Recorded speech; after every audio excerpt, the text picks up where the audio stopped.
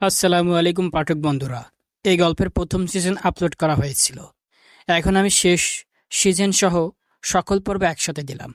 যারা প্রথম সিজন শুনে নিয়েছেন তারা অল্প একটু কাট করে শেষ সিজন শুনে নেবেন।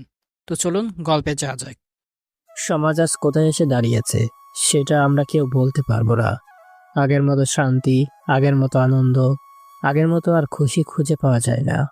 আগের মতো আর মেয়েরা শান্তি মতো প্রাণ খুলে বাঁচতে পারে না। একটা মেয়ের বাবা মা মেয়েকে নিয়ে শান্তিতে বাঁচতে পারে না। পত্রিকা খুললেই শুধু ধর্ষণ, পাচার, অত্যাচার, অন্যায় এইসবের খবর লেগে থাকে। বর্তমানে শুধু মেয়েরাই ধর্ষিত হচ্ছে নয়, তার সাথে ছেলেরাও এবং বাবা মেয়েরাও নিয়মিত অত্যাচারিত হচ্ছে। আজকে দুনিয়ায় সবাই নিজের স্বার্থ নিয়ে পাগল হয়ে আছে। কেউ কারো পাশে দাঁড়ানোর মতো সময় নেই। সবাই শুধু অন্যর খারাপ সময় দেখার জন্য হাঁ করে চেয়ে থাকে। এমন এক শহরে বসবাস করি আমি, শাকিল মাহমুদ, বাবা মায়ের একমাত্র আদরের সন্তান।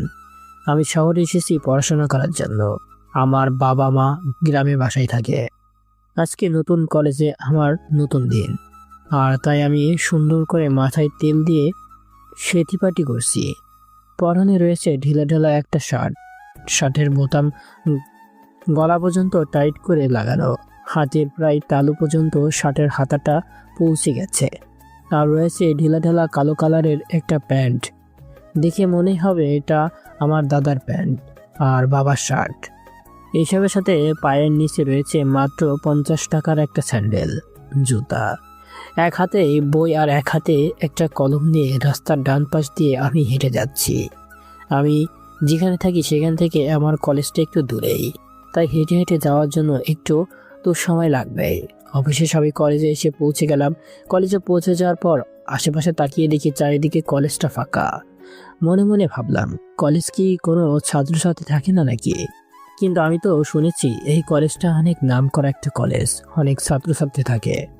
আমি আশেপাশে তাকাচ্ছিলাম আর মনে মনে এইসব ভাবছিলাম। এমন সময় পিছন থেকে কে যেন আমায় জোরে একটা ধাক্কা দিল। আমি অনেক কষ্টে নিজেকে সামলে নিলাম। সামলে নিয়ে উঠতেই ঠাস করে আমার গালে বরাবর একটা থাপ্পড় পড়ে গেল। আমি তো পুরো আকাশ থেকে এসে পড়লাম। কিছুই বুঝে উঠতে পারলাম না। নিজে আমাকে ধাক্কা দিল, আবার উল্টে নিজে আমাকে থাপ্পড় দিল।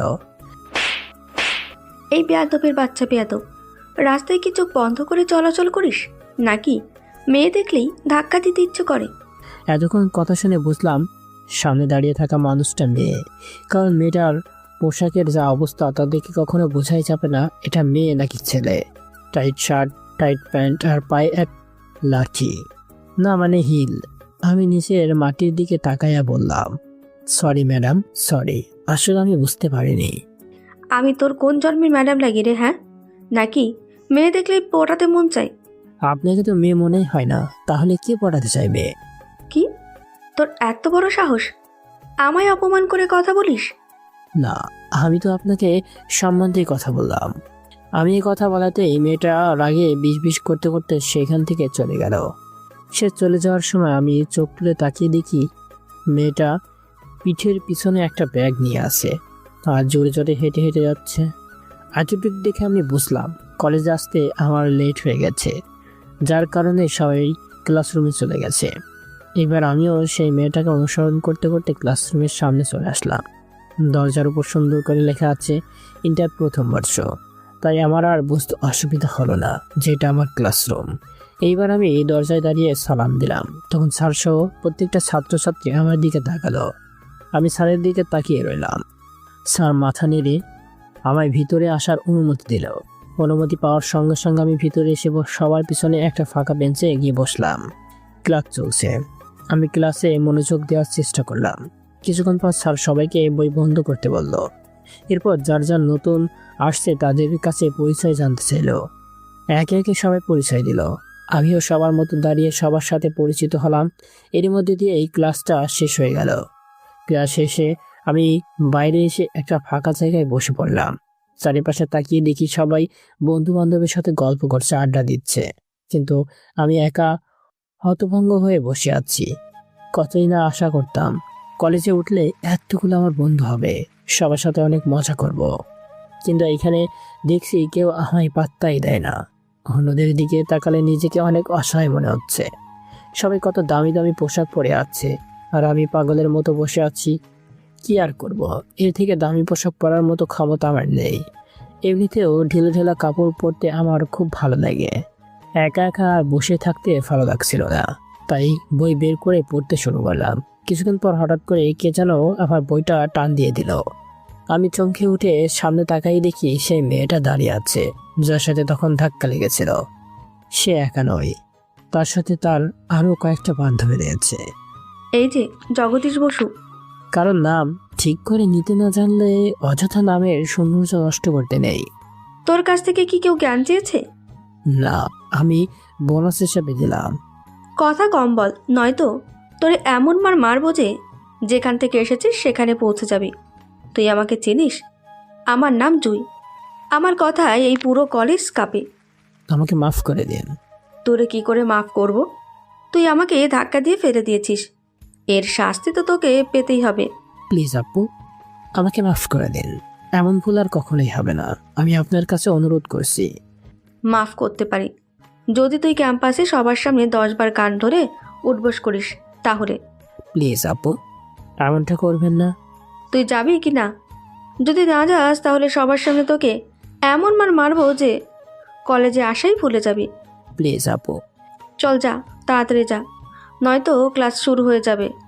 কি আর করার, কোনো উপায় না পেয়ে আমি সেইখান থেকে উঠে এসে ক্যাম্পাসে সবার সামনে কান ধরে উঠবোস করা শুরু করলাম।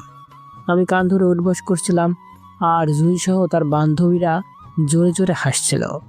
সেইখান থেকে উঠে এসে আমার চারিদিকে ঘুরছে আর হাসছে। দাঁড়া দাঁড়া। জুইয়ের এমন কথা শুনে আমি ভাবলাম হয়তো তার মনে একটু দয়া হলো, তাই আমি দাঁড়িয়ে পড়লাম। তোর ব্যাগটা আমাদের দে, ওটা নিয়ে হয়তো অসুবিধা হচ্ছে, তাই না? এই কথা বলে জুই আর তার বান্ধবীরা হাসতে হাসতে আমার পিঠের পিছনে থাকা ব্যাগটা টান দিয়ে নিয়ে নিল। তো আমি সেখানে বসে থেকে পুরো কলেজটা দেখে নিলাম, আর সেদিনটা এভাবেই কেটে গেল। কলেজ শেষ করে বাসায় চলে আসলাম। পরের দিন আবার কলেজে গেলাম, ক্লাস করলাম। কাউকে বন্ধু করতে চেয়েও পারলাম না, কেউ কথাও বলল না। দেখতে দেখতে কয়েকটা দিন কেটে গেল। কলেজে যাই আসি, কিন্তু এই কয়েকদিন একটা বন্ধুও হয় নাই। কেউ আমার সাথে কথাই বলতে চায় না। ডিসকাস্টিং। ফাক, এই ব্যাগটা তো মনে হচ্ছে রাস্তায় পড়ে থাকা, কি ময়লা, ছি। এই কথা বলে জুই আমার ব্যাগটা দূরে ফেলে দিল, আর তারা সবাই হাতে লাঠি নিয়ে আমার ব্যাগ থেকে সমস্ত বই খাতা বের করে ফেলে দিল। চুপচাপ দেখা ছাড়া কিছুই করার সাহস পেলাম না। এক এক করতে করতে 10 বার কান ধরে উঠবোস করা শেষ করলাম। ক্যাম্পাসে থাকা সবাই আমাকে নিয়ে হাসাহাসি ঠাট্টা করা শুরু করেছে। আমি চুপচাপ হয়ে এসে ব্যাগ হাতে নিয়ে সমস্ত বই আবার ব্যাগে নিয়ে ক্লাসরুমে চলে আসলাম। ক্লাসরুমে আসার পর দেখি সেখানে কেউ নেই। আমি চুপচাপ বসে রইলাম, কিন্তু হঠাৎ করে পিছনে চোখ যেতেই একটা মেয়ে বই নিয়ে বসে আছে। আমি তাকে দেখি একটু অবাকই হলাম, কারণ কলেজের সব ছাত্রছাত্রী বাইরে গিয়ে ঘোরাঘুরি করতেছে, গল্প করতেছে, আর এই মেয়েটা এখানে বসে আছে। কিন্তু তবু আমি তাকে কিছু বললাম না। আমার মনে আমি বসে থাকলাম। একটু পরে ক্লাস রুমে স্যার চলে আসলো, আর দ্বিতীয় ক্লাসটা শেষ করলাম। ক্লাস শেষ করে আমি বাইরে আর গেলাম না। যদিও বাইরে যেতে মন চাচ্ছিল, কিন্তু বাইরে গিয়ে কি লাভ, সবার সামনে হয়তো বা আবার অপমানিত হতে হবে। এ ভয়ে আর বাইরে আর গেলাম না। এইভাবেই ক্লাস রুমে বসে থেকে সব কটা ক্লাস শেষ করলাম। অবাক করার বিষয় হচ্ছে, সেই মেয়েটা ক্লাসরুমে বসে থাকলো, বাইরে আর গেল না। ক্লাস শেষ করে যখন আমি বাসায় যাওয়ার উদ্দেশ্যে বেরিয়ে পড়লাম, এমন সময় আমার সামনে জুই আর তার বান্ধবীরা চলে আসতো। কিরে মিস্টার ক্ষেত, মনে হচ্ছে পড়াশোনা খুব ভালোই করলি। হ্যাঁ। এতই যখন পড়াশোনা করার শখ, তাহলে এখন চলে যাচ্ছিস কেন? কলেজ ছুটি হয়ে গেছে, মনে হয় আপনি জানেন না, আর জানবেনই বা কেমনে করে। সারাদিন তো কলেজের অসহায় ছেলে মেয়েদের পিছনে লেগে থাকেন। কি, তোর এত বড় সাহস? তুই আমাকে অপমান করে কথা বলছিস? এই, তোরা ধর ওকে। এই কথা বলে জুই আবার দিকে ইশারা করলো। আমি এটা দিকে অবাক হয়ে গেলাম। প্লিজ আপু, আমার সাথে এমনটা করবেন না। আমি বাসায় যাব, আমার অনেক কাজ আছে। কাজ তো আমাদেরও আছে, কিন্তু এই মুহূর্তে কাজ হচ্ছে তোকে শাস্তি দেওয়া। আজ পর্যন্ত কেউ কথা বলার সাহস পায়নি, আর তুই ডাইরেক্ট আমাকে অপমান করলি। প্লিজ আপু, আমার ভুল হয়ে গেছে, আমাকে ক্ষমা করে দিন। এই জুই কখনো ক্ষমা করে না, সবাইকে শাস্তি দেয়। তুই যে অপরাধ করেছিস তার শাস্তি তো তোকে পেতেই হবে। প্লিজ আপু, আমার ভুল হয়ে গেছে, আসলে আমি বলতে চাইনি, তবুও মুখ পিছলে বের হয়ে গেছে। আমি তোর মুখের পিছলে যাওয়ার সমস্যা দূর করছি। আজকের মতো মাফ করে দিন। এই তোর ব্যাগটা দে তো। না, আমার ব্যাগে অনেক বই আছে। এই তোরা ওর ব্যাগটা কেড়ে নিয়ে আয়। জুই এই কথাটা বলার সঙ্গে সঙ্গে তার বন্ধু বান্ধবীরা এসে আমার ব্যাগ আমার কাছ থেকে কেড়ে নিল। আর তখনকার মতো করে আবার বইগুলো মাটিতে ফেলে দিল। এটা দেখে আমি আর দাঁড়িয়ে থাকলাম না, আমি মাটিতে বসে পড়ি আর বইগুলো গুছিয়ে ব্যাগে তুলে নিই। এদিকে জুই সহ তার বন্ধুরা সবাই আমাকে নিয়ে হাসাহাসি করছে। আমি বইটা উঠিয়ে সেইখান থেকে চলে আসলাম, কিন্তু আসার সময় জুই আমাকে আবার আটকায় আর আরও কয়েক রকমের আমাকে র্যাগিং করে। আমি তার সব কিছু মেনে নিয়ে বাসায় চলে আসলাম। আমি এখানে একটা বাসা ভাড়া নিয়ে থাকি, আমার সাথে আরও একজন থাকে। কলেজ থেকে এসে রান্না করতে লাগলাম, রান্নার কাজ শেষ করে গোসল করে খাওয়া দাওয়াটাও করে নিলাম। খাওয়া দাওয়া শেষ করে একটু বিশ্রাম নিলাম। বিকাল হতে বেরিয়ে পড়লাম একটা টিউশনি বা কোনো কাজ খোঁজার উদ্দেশ্য, কারণ কোনো কিছু না করলে আমি পড়াশোনা করব কি করে। তাই বেরিয়ে পড়লাম কাজের সন্ধানে। একে একে অনেক জায়গায় খোঁজ করলাম, কিন্তু কোনো কাজ খুঁজে পেলাম না। এদিকে সন্ধ্যা হয়ে আসছে, তাই মন খারাপ করে চলে আসছিলাম। ফাঁকা একটা রাস্তা, চারিদিকে গাছপালা, নিস্তব্ধ একটা পরিবেশ, হাঁটতে বেশ ভালোই লাগছিল। এমন সময় দেখি কয়েকটা ছেলে একটা মেয়েকে ডিস্টার্ব করতেছে। মেয়েটা ভয়ে ভয়ে হাঁটছিল, তার পিছনে কয়েকটা লাফাঙ্গা মার্কা ছেলে হাসাহাসি করতেছে আর আসতেছে। আমি ফলো করে বোঝার চেষ্টা করতে বুঝতে পারলাম ছেলেগুলো মেয়েটাকে খারাপ খারাপ কথা বলছিল, নোংরা নোংরা প্রস্তাব দিচ্ছিল। আর এসব কিছু শুনে মেয়েটা চোখে পানি চলে আসছে। মেয়েটার চোখের দিকে দেখতেই বুঝতে পারলাম এটা তো সেই মেয়ে যে কলেজে একাই ক্লাসরুমে বসেছিল। এসব দেখে আমার অনেক রাগ হলো, মন চাচ্ছে এই মুহূর্তে সব ছেলের একটা একটা করে দাঁত ভেঙে দিই, কিন্তু এখন মারপিটের মধ্যে একদম যাওয়া যাবে না। কিন্তু চোখের সামনে একটা মেয়েকে এভাবে নির্যাতন হতে দেখে কি করে চুপ থাকবো, কিছু একটা তো করতেই হবে। আমি এসব ভাবতে ভাবতে মেয়েটা আর তার পিছনে থাকা বাজে ছেলেগুলো আমার কাছে চলে আসলো। আমি তখনই রাস্তার পাশ থেকে মেয়েটার হাত ধরে টান দিলাম। মেয়েটা অবাক হয়ে আমার দিকে তাকালো আর ছেলেগুলো সেখানে দাঁড়িয়ে গেল। তখন আমি বুকে সাহস নিয়ে বললাম, আরে মুনি, এতক্ষণ কি করছিলা? হ্যাঁ, কতক্ষণ থেকে তোমার জন্য অপেক্ষা করছিলাম, সময় সম্পর্কে একটু জ্ঞান রেখো।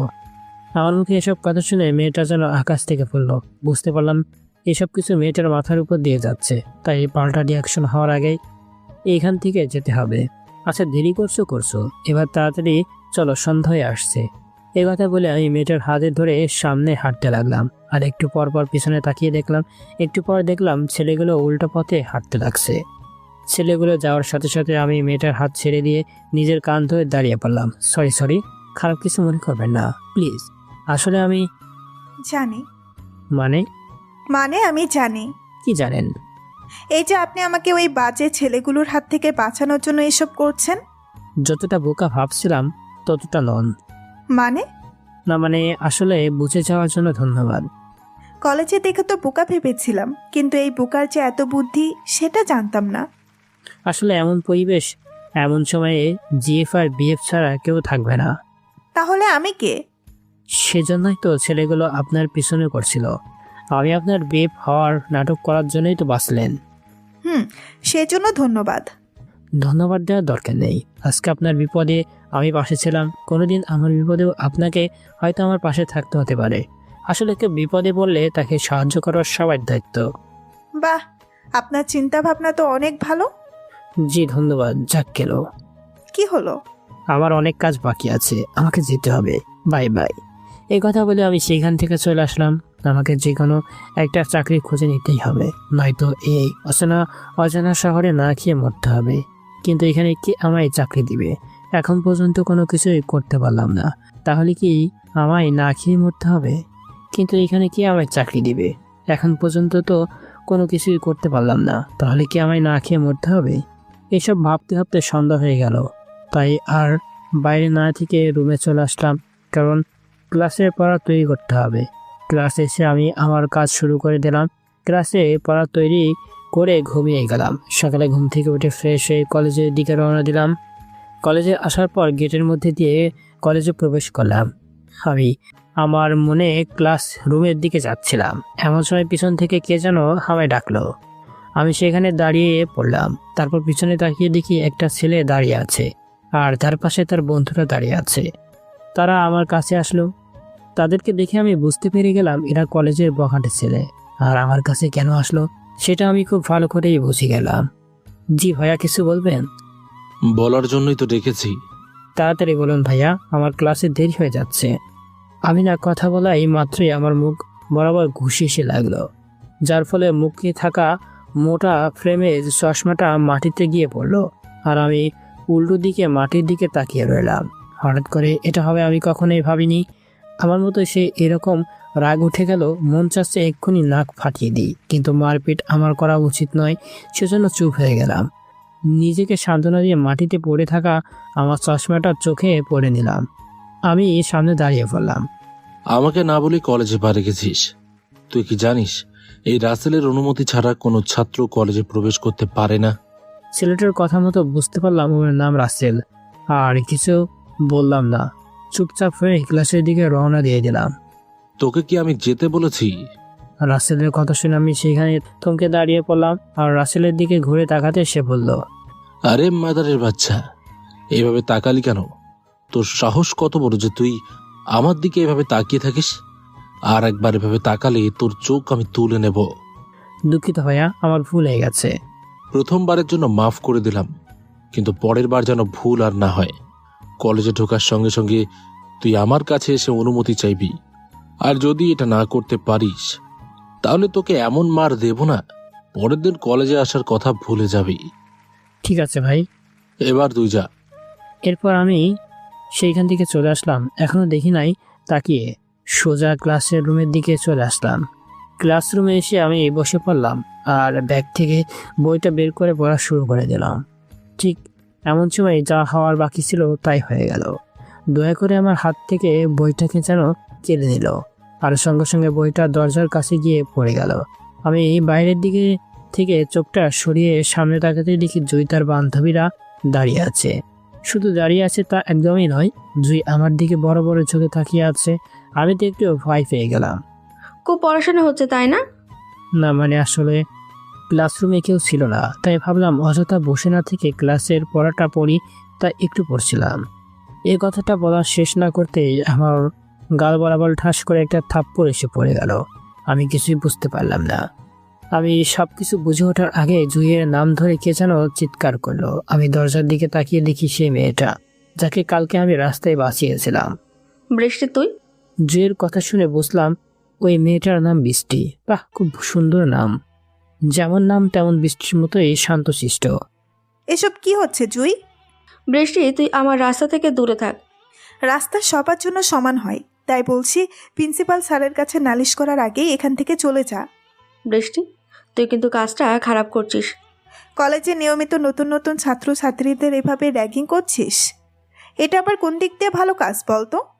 তুই ম্যাডামের মেয়ে বলে আজ বেঁচে গেলি। তুই আমাদের ক্লাসমেট বলে আজ বেঁচে গেলি। এই যে মিস্টার, আজকে তুই ম্যাডামের মেয়ের জন্য বেঁচে গেলি, কিন্তু পরের বার বাঁচবি না। এই তোরা চল। আমাকে এই কথা বলে জুই সহ তার বান্ধবীরা সেখান থেকে চলে গেল, আর বৃষ্টি বইটা হাতে করে নিয়ে এসে আমার সামনে ধরলো। ধন্যবাদ। কালকের কথা ভুলে গেলেন নাকি? কালকে আপনি আমায় সাহায্য করেছেন, আর আজকে আমি আপনাকে করলাম। ও আচ্ছা। আমি বৃষ্টি। আর আমি আসাদুল ইসলাম। আপনি কি শহরে নতুন? জি, আমি গ্রাম থেকে এসেছি। ও আচ্ছা, সকালে রাসেল আপনাকে ঘুষি মারছিল, তখন আমি ওখানেই ছিলাম। ও, আপনি যেভাবে রাগ করলেন আর হাত যেভাবে তুললেন, আমি তো ভাবছি আপনি ওদের মারবেন। আপনি যে কি বলেন, আমি কেন মারতে যাব? মনে হচ্ছিল তাই বললাম। আচ্ছা, কোনো ব্যাপার না। কিন্তু ওই রাসেল আসলে কে? মানে সবাই ওকে এত ভয় পায় কেন? রাসেল এই কলেজের সবথেকে শক্তিশালী ছেলে, আর তার বাবা এলাকার একজন নামকরা চেয়ারম্যান, শহরের ধনী লোকদের মধ্যেও একজন হয়। আর এসব ক্ষমতা একত্রিত হওয়ার কারণে রাসেলকে দেখে সবাই ভয় পায়। এমনকি স্যারেরাও তাকে কিছু বলার সাহস পায় না। যখন খুশি কলেজে আসে, আবার যখন খুশি চলে যায়। যাকে খুশি অত্যাচার করবে, কেউ কিছু বলতে পারবে না। আর রাসেলের জিএফ হচ্ছে জুই, যার কারণে তারও এত ক্ষমতা আছে। হ্যাঁ, রাসেলের ভয়ে জুয়ের দিকে কেউ আঙুল তোলার সাহস পায় না। আর আপনি কে? আমি এই কলেজের ইংরেজি ম্যাডামের মেয়ে। আমার বাবা একজন আর্মি, সারা বছর বর্ডারে কাটায়। বাপরে, সাবধানে থাকতে হবে। কেন? আপনার বাবা আর্মি।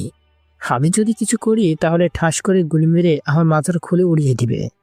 হ্যাঁ, এই দুই কারণে আমায় কেউ কিছু বলে না, আর আমিও তাদের মধ্যে যাই না। আমার একলা থাকতেই ভালো লাগে, নিরিবিলি পরিবেশ আমার পছন্দ। গুড। আমিও এসব ঝামেলা থেকে 10 হাত দূরে। মারপিট তো একদম ভালো লাগে না।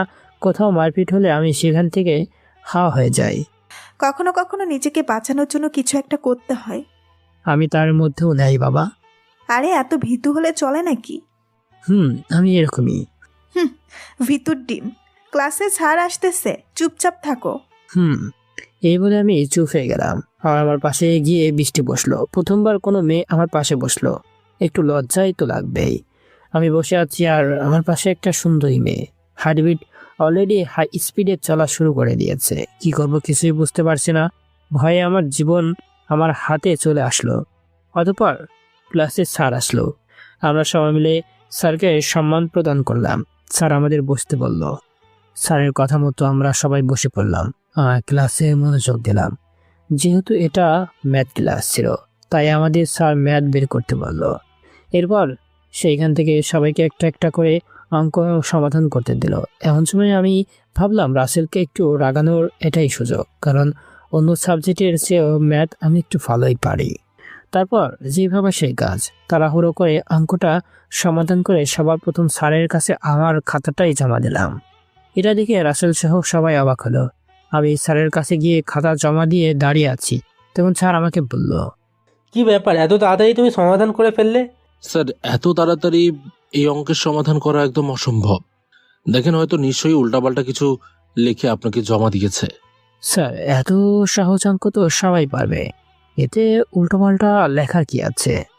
বড় বড় কথা সবাই বলতে পারে, কিন্তু কাজের সময় কেউ পারে না। এই সমাধান তো একদম ঠিক হয়েছে। জি স্যার। স্যার, আপনি ভালো করে দেখেন। আমি খুব ভালো করেই দেখছি, এটা একদম সঠিক। আর অন্য নিয়মে করা, যেই নিয়মটা আমি আজ পর্যন্ত কাউকে শেখাইনি। তোমার নাম কি? জি স্যার, আমার নাম আসাদুল ইসলাম। তুমি এই নিয়মটা কোথা থেকে শিখেছো? এই নিয়ম কোনো ম্যাথ শিক্ষক ছাড়া সম্ভব না। আসলে স্যার কি? আমি গ্রামে একটা স্যারের কাছে প্রাইভেট পড়তাম, সেখানেই শিখেছি। আহ, জি স্যার। স্যার, একটা সমাধান তো সবাই করতে পারবে, পারলে অন্যগুলোর করে দেখাক। রাসেল, তুমি এর সাথে ম্যাথ পারবে না। এই রাসেল কোনোদিন কারো কাছে হেরে যায়নি, আর কখনো হারবেও না। হারকে যারা মেনে নিতে পারে না, তারা কখনো জ্ঞানী হতে পারে না। একদম ঠিক কথা বলেছো।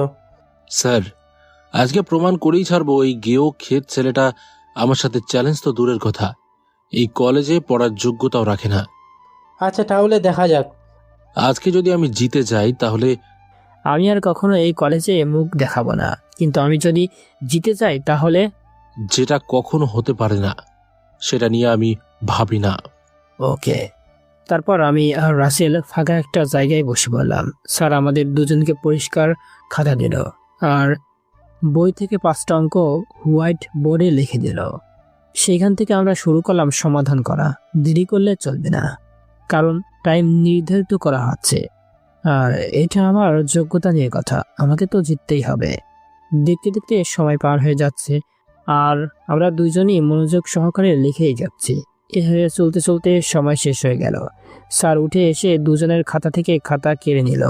রাসেল আমার দিকে তাকাচ্ছে আর আমি বৃষ্টির দিকে, কারণ আগে থেকে বৃষ্টি আমার দিকে তাকিয়েছিল।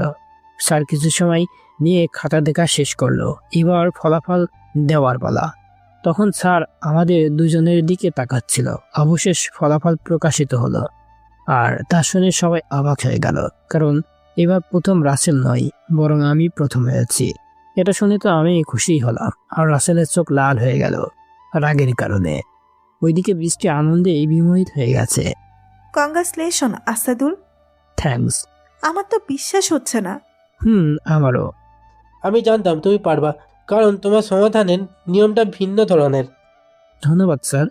এমন সময় রাসেল সেইখান থেকে উঠে বেরিয়ে চলে গেল, আর তার সাথে সাথে তার চামচা মানে তার বন্ধুরাও সেইখান থেকে চলে গেল। আমি আবার সেখানে বসে থেকে কি করব সেটা বুঝতে পারছিলাম না, তাই আমিও সেইখান থেকে উঠে বাইরে চলে আসলাম। আমি ক্লাস থেকে বের হতেই কয়েকটা ছেলে এসে আমার চারিদিক থেকে ধরে ফাঁকা একটা ঘরে নিয়ে গেল। সেখানে এসে দেখি রাসেল একটা চেয়ারে বসে আছে, আর ওই ছেলেগুলো আমাকে তার সামনে নিয়ে গিয়ে ধরে থাকলো। আজ প্রথমবার কেউ আমাকে হারালো।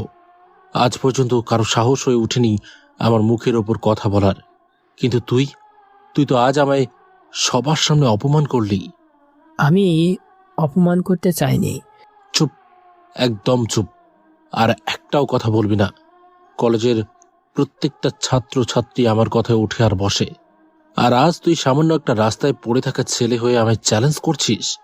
আসলে ভাই আমি জানিস আজ তোর কি অবস্থা করব? তোর এমন অবস্থা করব যাতে ভবিষ্যতে আর কেউ আমার সাথে চ্যালেঞ্জ করার সাহস না পায়। আরে বস, আমার কথাটা তো আগে শুনবেন। এই, তোরা হা করে তাকিয়ে কি দেখছিস? মারো শালাকে। একে আজ এমন মারবি যাতে 1 মাস কলেজে না আসতে পারে। বস, আমার কথা শুনেন। মার। রাসেলের কথা অনুযায়ী তার বন্ধুরা আমায় অধম কেলানি দেওয়া শুরু করে দিল। মনে মনে ভাবলাম আজকের হয়তো আমার শেষ দিন। জীবনে অনেক কিছু দেখার ছিল, অনেক কিছু করার ছিল, কিন্তু সেসব মনে হয় আর করা হবে না, দেখাও হবে না। এমন সময় পিছন থেকে কে যেন ডাক দিল। তখন সবাই আমাকে মারা বন্ধ করে পিছনে তাকালো। তাদের সাথে আমিও পিছনে তাকিয়ে দেখি বৃষ্টি দাঁড়িয়ে আছে। বৃষ্টি, আপনি? রাসেল, তুই কলেজে এসে এসব কি করছিস? হ্যাঁ, বৃষ্টি, তুই এসবের মধ্যে একদম নাক গলাবি না। তোর কাজে তুই যা। একটা সহজ সরল ছেলেকে তোরা ইচ্ছা মতো নির্যাতন করছিস, আর এটা দেখে আমি চুপ করে কি করে থাকবো? বললাম তো তুই এসবে আসবি না, নইলে আমি ভুলে যাব যে তুই ম্যাডামের মেয়ে। ওর সাথে তুই ম্যাথে পারিসনি বলে এখন তুই ওকে ধরে মারছিস? এই রাসেল কখনো কারো কাছে হারে না। সেটা তো আজ দেখেই নিলাম। বৃষ্টি, আমার কিন্তু রাগ হচ্ছে। তুই এখান থেকে চলে যা, নয়তো কি করবি? হ্যাঁ, কি করবি? আমি আসাদুলকে না নিয়ে কোথাও যাব না। একদম এমন ভুল করবি না। আমার শিকারে হাত দিলে কিন্তু খুব আফসোস করতে হবে। দেখ রাসেল, আসাদুল আমাদের সাথে একই ক্লাসে পড়ে। ও একটু সাধারণ ছেলে, কিন্তু পড়াশোনায় সবার চেয়ে এগিয়ে। সবার মতো সেও পড়াশোনা করতে চায়। তাই প্লিজ ওকে আর কখনো বিরক্ত করবি না, নয়তো আমি প্রিন্সিপাল স্যারের কাছে নোটিশ দিতে বাধ্য হব। কথাটা মনে রাখিস। আসাদুল, চলো আমার সাথে। বৃষ্টি, কাজটা কিন্তু ঠিক করছিস না। আমি জানি আমি যা করছি সেটা তোর থেকে একটু হলেও ভালো কাজ করছি। এটার শাস্তি তোকে পেতেই হবে। তোকে আমি ছাড়বো না। সেটা পরে দেখা যাবে। আসাদুল, চলো। এই কথা বলে বৃষ্টি আমার হাত ধরে আমাকে নিয়ে সেইখান থেকে চলে আসলো। দুজনেই হাঁটতে হাঁটতে শিমুল গাছ নিচে চলে আসলাম। এই আজকে চুপ থাকার মানত করছো নাকি? না না, মানে ব্যাপারটা সেরকম না। তাহলে ব্যাপারটা কেমন? এমনিতেই আমি মেয়েদের সাথে একটু কম কথা বলি। এটা শুধু আমার ক্ষেত্রে নাকি সব মেয়ের ক্ষেত্রে? আরে আপনি কি যে বলেন না, আমি বলছি মেয়েদের সাথে আমি কম কথা বলি, মানে কথা বলতে শরম করে। এতদিন জানতাম মেয়েদের শরম করে, কিন্তু আজকে জানলাম ছেলেদেরও শরম করে। বাহ। আসলে আমি এমনই। আমিও এমনই, কারোর সাথে কথা বলতে ভালো লাগে না, কোথাও যেতে ভালো লাগে না, শুধু কলেজ থেকে বাসায় আর বাসা থেকে কলেজ। তুমি জানো আমি কলেজে আসি আম্মুর সাথে, আর আমার ছোট বোন একাই চলে আসে। আপনার ছোট বোন কোন ক্লাসে পড়ে? ক্লাস 5-এ। তাই নাকি? তাহলে তো দেখছি আমার চেয়েও আপনি ভীতু। হ্যাঁ, কিন্তু তোমাকে দেখার পর কেন জানি মন খুলে কথা বলতে মন চাচ্ছে। তুমি সবার থেকে আলাদা। জি, আপনিও সবার থেকে আলাদা। আমায় কতবার সাহায্য করলেন। কিন্তু আমি তোমায় তুমি বলছি, আর তুমি আমায় আপনি বলছো। এটা কিন্তু খুব খারাপ হচ্ছে। কিন্তু আমি জানি মেয়েদের আপনি আপনি করেই বলেন। জি। শুধু আমাকেই তুমি বা তুই বললেই হবে, আর কাউকে বলার দরকার নাই। কেন? কারণ আজ থেকে আমি তোমার বন্ধু, শুধু বন্ধু নয়, খুব কাছের একটা বন্ধু। ওকে? কিন্তু এটাও জানি আপনি মেয়েদের সাথে বন্ধুত্ব করেন না, তাই তো? আমিও সেটা জানি, শুধু তোমার সাথে করলেই হবে, আর কারোর সাথে করার দরকার নাই। একদম। তারপর আমি আর বৃষ্টির শিমুল গাছ নিচ থেকে বসে থেকে গল্প করা শুরু করলাম। দুজনের মুখে হাসির কণা লেগেই আছে। মুহূর্তটা যেন ভুলবার মতো নয়। এটা সুন্দর ছিল সেই মুহূর্ত। মন বলছিল এখন যেন ঘড়ির কাঁটা থমকে যায়, কিন্তু সেটা কোনোভাবেই হওয়ার ছিল না। সময় পার হয়ে গেল। দুজন গল্প করা বন্ধ করে ক্লাসরুমে আসলাম। মনোযোগ দিয়ে ক্লাস করলাম, কিন্তু রাসেল আমাদের দিকে রাগী লোকে তাকিয়ে আছে। তার চোখ দেখে আমার মনে হচ্ছে সে কিছু একটা করতে যাচ্ছে, যা অনেক খারাপ হতে চলছে, কিন্তু কি করবে সেটা বুঝতে পারলাম না। এইভাবে দেখতে দেখতে আমার আর বৃষ্টির বন্ধুত্ব কয়েকটা দিন সুন্দরভাবে কেটে গেল। কলেজে আসার একটা অন্যরকম আকর্ষণ কাজ করত। একদিন সে আকর্ষণের সকালে উঠে ফ্রেশ হয়ে কলেজে চলে আসলাম, কিন্তু কলেজের গেটে পা রাখতে বুকের ভিতর কেমন যেন করে উঠল। কারণ প্রতিদিন কলেজে ঢুকতেই বৃষ্টিকে দেখতে পেতাম, কিন্তু আজকে পেলাম না।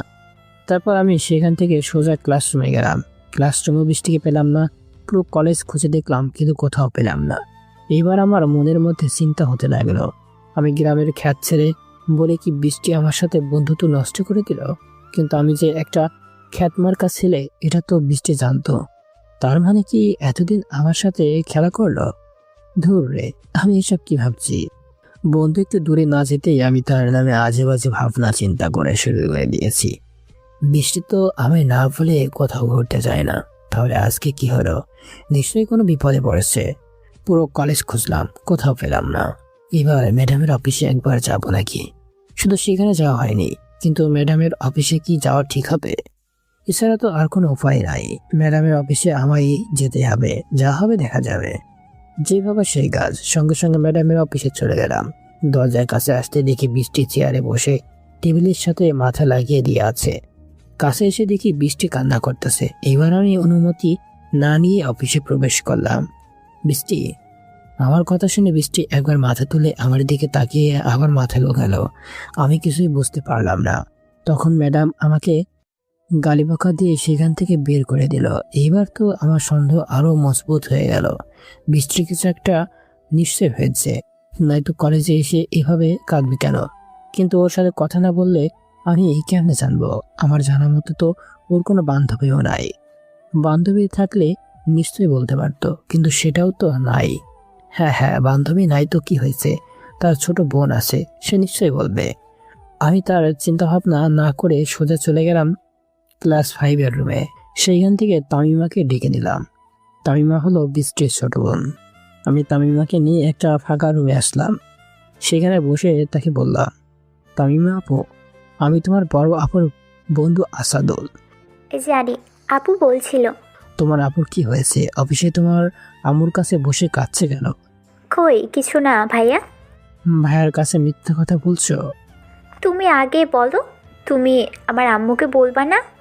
তোমায় কথা দিলাম আপু, তোমার আম্মুকে আমি বলবো না। অনেক বড় সমস্যা হয়ে গেছে। রনির কাছে আপুর একটা খারাপ পিকচার আছে, ওটা সবাইকে দেখাবে বলে হুমকি দিয়েছে। বলেছে যদি আম্মু আর আব্বু রনির কাছে ক্ষমা চেয়ে আপুকে ওর সাথে বিয়ে না দেয়, তাহলে সেই পিকচারগুলো ইন্টারনেটে ছেড়ে দিবে। বৃষ্টির খারাপ পিকচার রনির কাছে গেল কেমনে? আর এই রনিকে? আমরা যেখানে থাকি ওখানে রনির বাসা। মুভিতে যেমন ভিলেন থাকে সেরকম ভিলেন রনি। অনেক খারাপ লোকটা। এসব কিছু তো বৃষ্টির মুখ থেকে শুনে নিব। এখন আমার কাজটা আগে করতে হবে। তামিমা আপু, তোমাকে অনেক ধন্যবাদ। আর হ্যাঁ, তুমি যে আমাকে এসব বলেছো, এটা যেন অন্য কেউ না জানে। তোমার আপনিও যেন না জানে। ওকে ভাইয়া, আমার ক্লাসের সময় হয়ে গেছে, আমি যাই। আচ্ছা ঠিক আছে। তারপর তামিমা তার ক্লাসরুমে চলে গেল, আর আমি সেখান থেকে বাসার উদ্দেশ্যে রওনা দিয়ে দিলাম। কলেজে মাঠ বরাবর আসতেই হঠাৎ করে রাসেল আর তার বন্ধুরা আমার সামনে এসে হাজির হয়ে গেল। কি হে মশাই, এত তারা কিসের? না মানে ভাইয়া, আমি বাইরে যাচ্ছিলাম। গেও ভূত বাড়িতে যাবে? জি। তো সেই প্রিয় বন্ধু কই? তোর বন্ধু কোথায় গেল? তুই একা ঘুরছিস? জানি না কোথায় গেছে। নিশ্চয়ই কোথাও বসে কান্না করছে। কি জানি।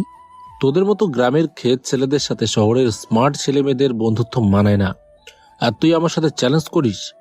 তোর সাহস কম না? একটা কথা মনে রাখবি রে গেও ভূত, তুই ম্যাথে ভালো হলে আমিও কম্পিউটারে অত্যন্ত বিপজ্জনক ভালো। কি বুঝলি? কিছু না। তুই আবার বুঝবি বা কি?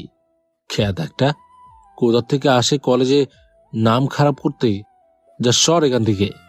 এই কথা বলে রাসেল আমায় জোরে একটা ধাক্কা দিল, যার ফলে আমি মাটিতে পড়ে গেলাম। তখন রাসেল আর তার বন্ধুরা জোরে জোরে হাসছিল। আমি সেদিকে কোনো খেয়াল না করে মাটি থেকে উঠে বাসার দিকে রওনা হলাম। কিছুক্ষণের মধ্যেই বাসায় চলে আসলাম। ব্যাগটা এদিকে ঢুকে মারলাম, জামা খুলে একদিকে। মাথা আমার একদম কাজ করছে না। আমার বিপদে বৃষ্টি পাশে এসে দাঁড়িয়ে আছে। এখন তার জীবনের সবচেয়ে বড় একটা বিপদের সময় চলছে। এখন আমি তার পাশে না দাঁড়ালে তার জীবনটা নষ্ট হয়ে যাবে। কিন্তু এই রনিকে, আর রনির কাছে বৃষ্টির খারাপ পিকচার কেমনে করে পৌঁছালো?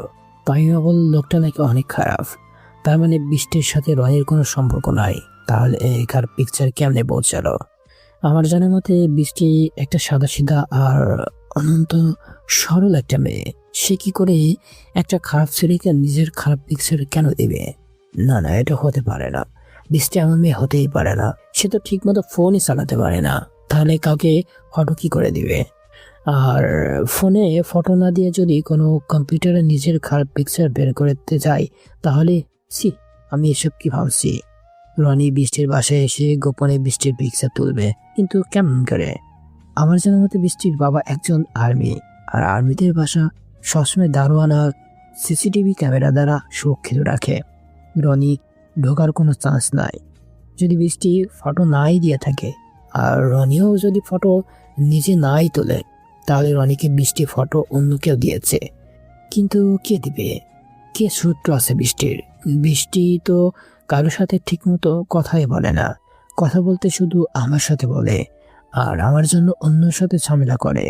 হ্যাঁ, বৃষ্টির একমাত্র শত্রু হলো রাসেল। ওই দিন আমাকে মারের হাত থেকে বাঁচিয়ে নিয়ে আসার সময় রাসেল বলছিল এটার শাস্তি দিবে। কিন্তু রাসেল বৃষ্টির ফটো কোথায় পাবে? আরে আরে, আমি কেন ভুলে গেলাম, এটা ডিজিটাল দুনিয়া। এখানে সব সম্ভব। একজনের শরীর আর একজনের চেহারা লাগানো কোনো ব্যাপারই না। আর রাসেল বলছিল সে কম্পিউটার অন্যতম বিপজ্জনক ভালো।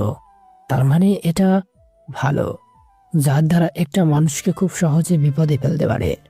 আমি একদম ঠিক ধরেছি, রাসেল এসবের মাথা। তার মানে সবার প্রথমে রাসেলকে ধরতে হবে। রাসেলের কাছে সম্ভবত সত্যি লুকিয়ে আছে। আমি এসব চিন্তার মধ্যে হারিয়ে গেলাম। কি করব, কিভাবে করব কিছুই বুঝতে পারছি না।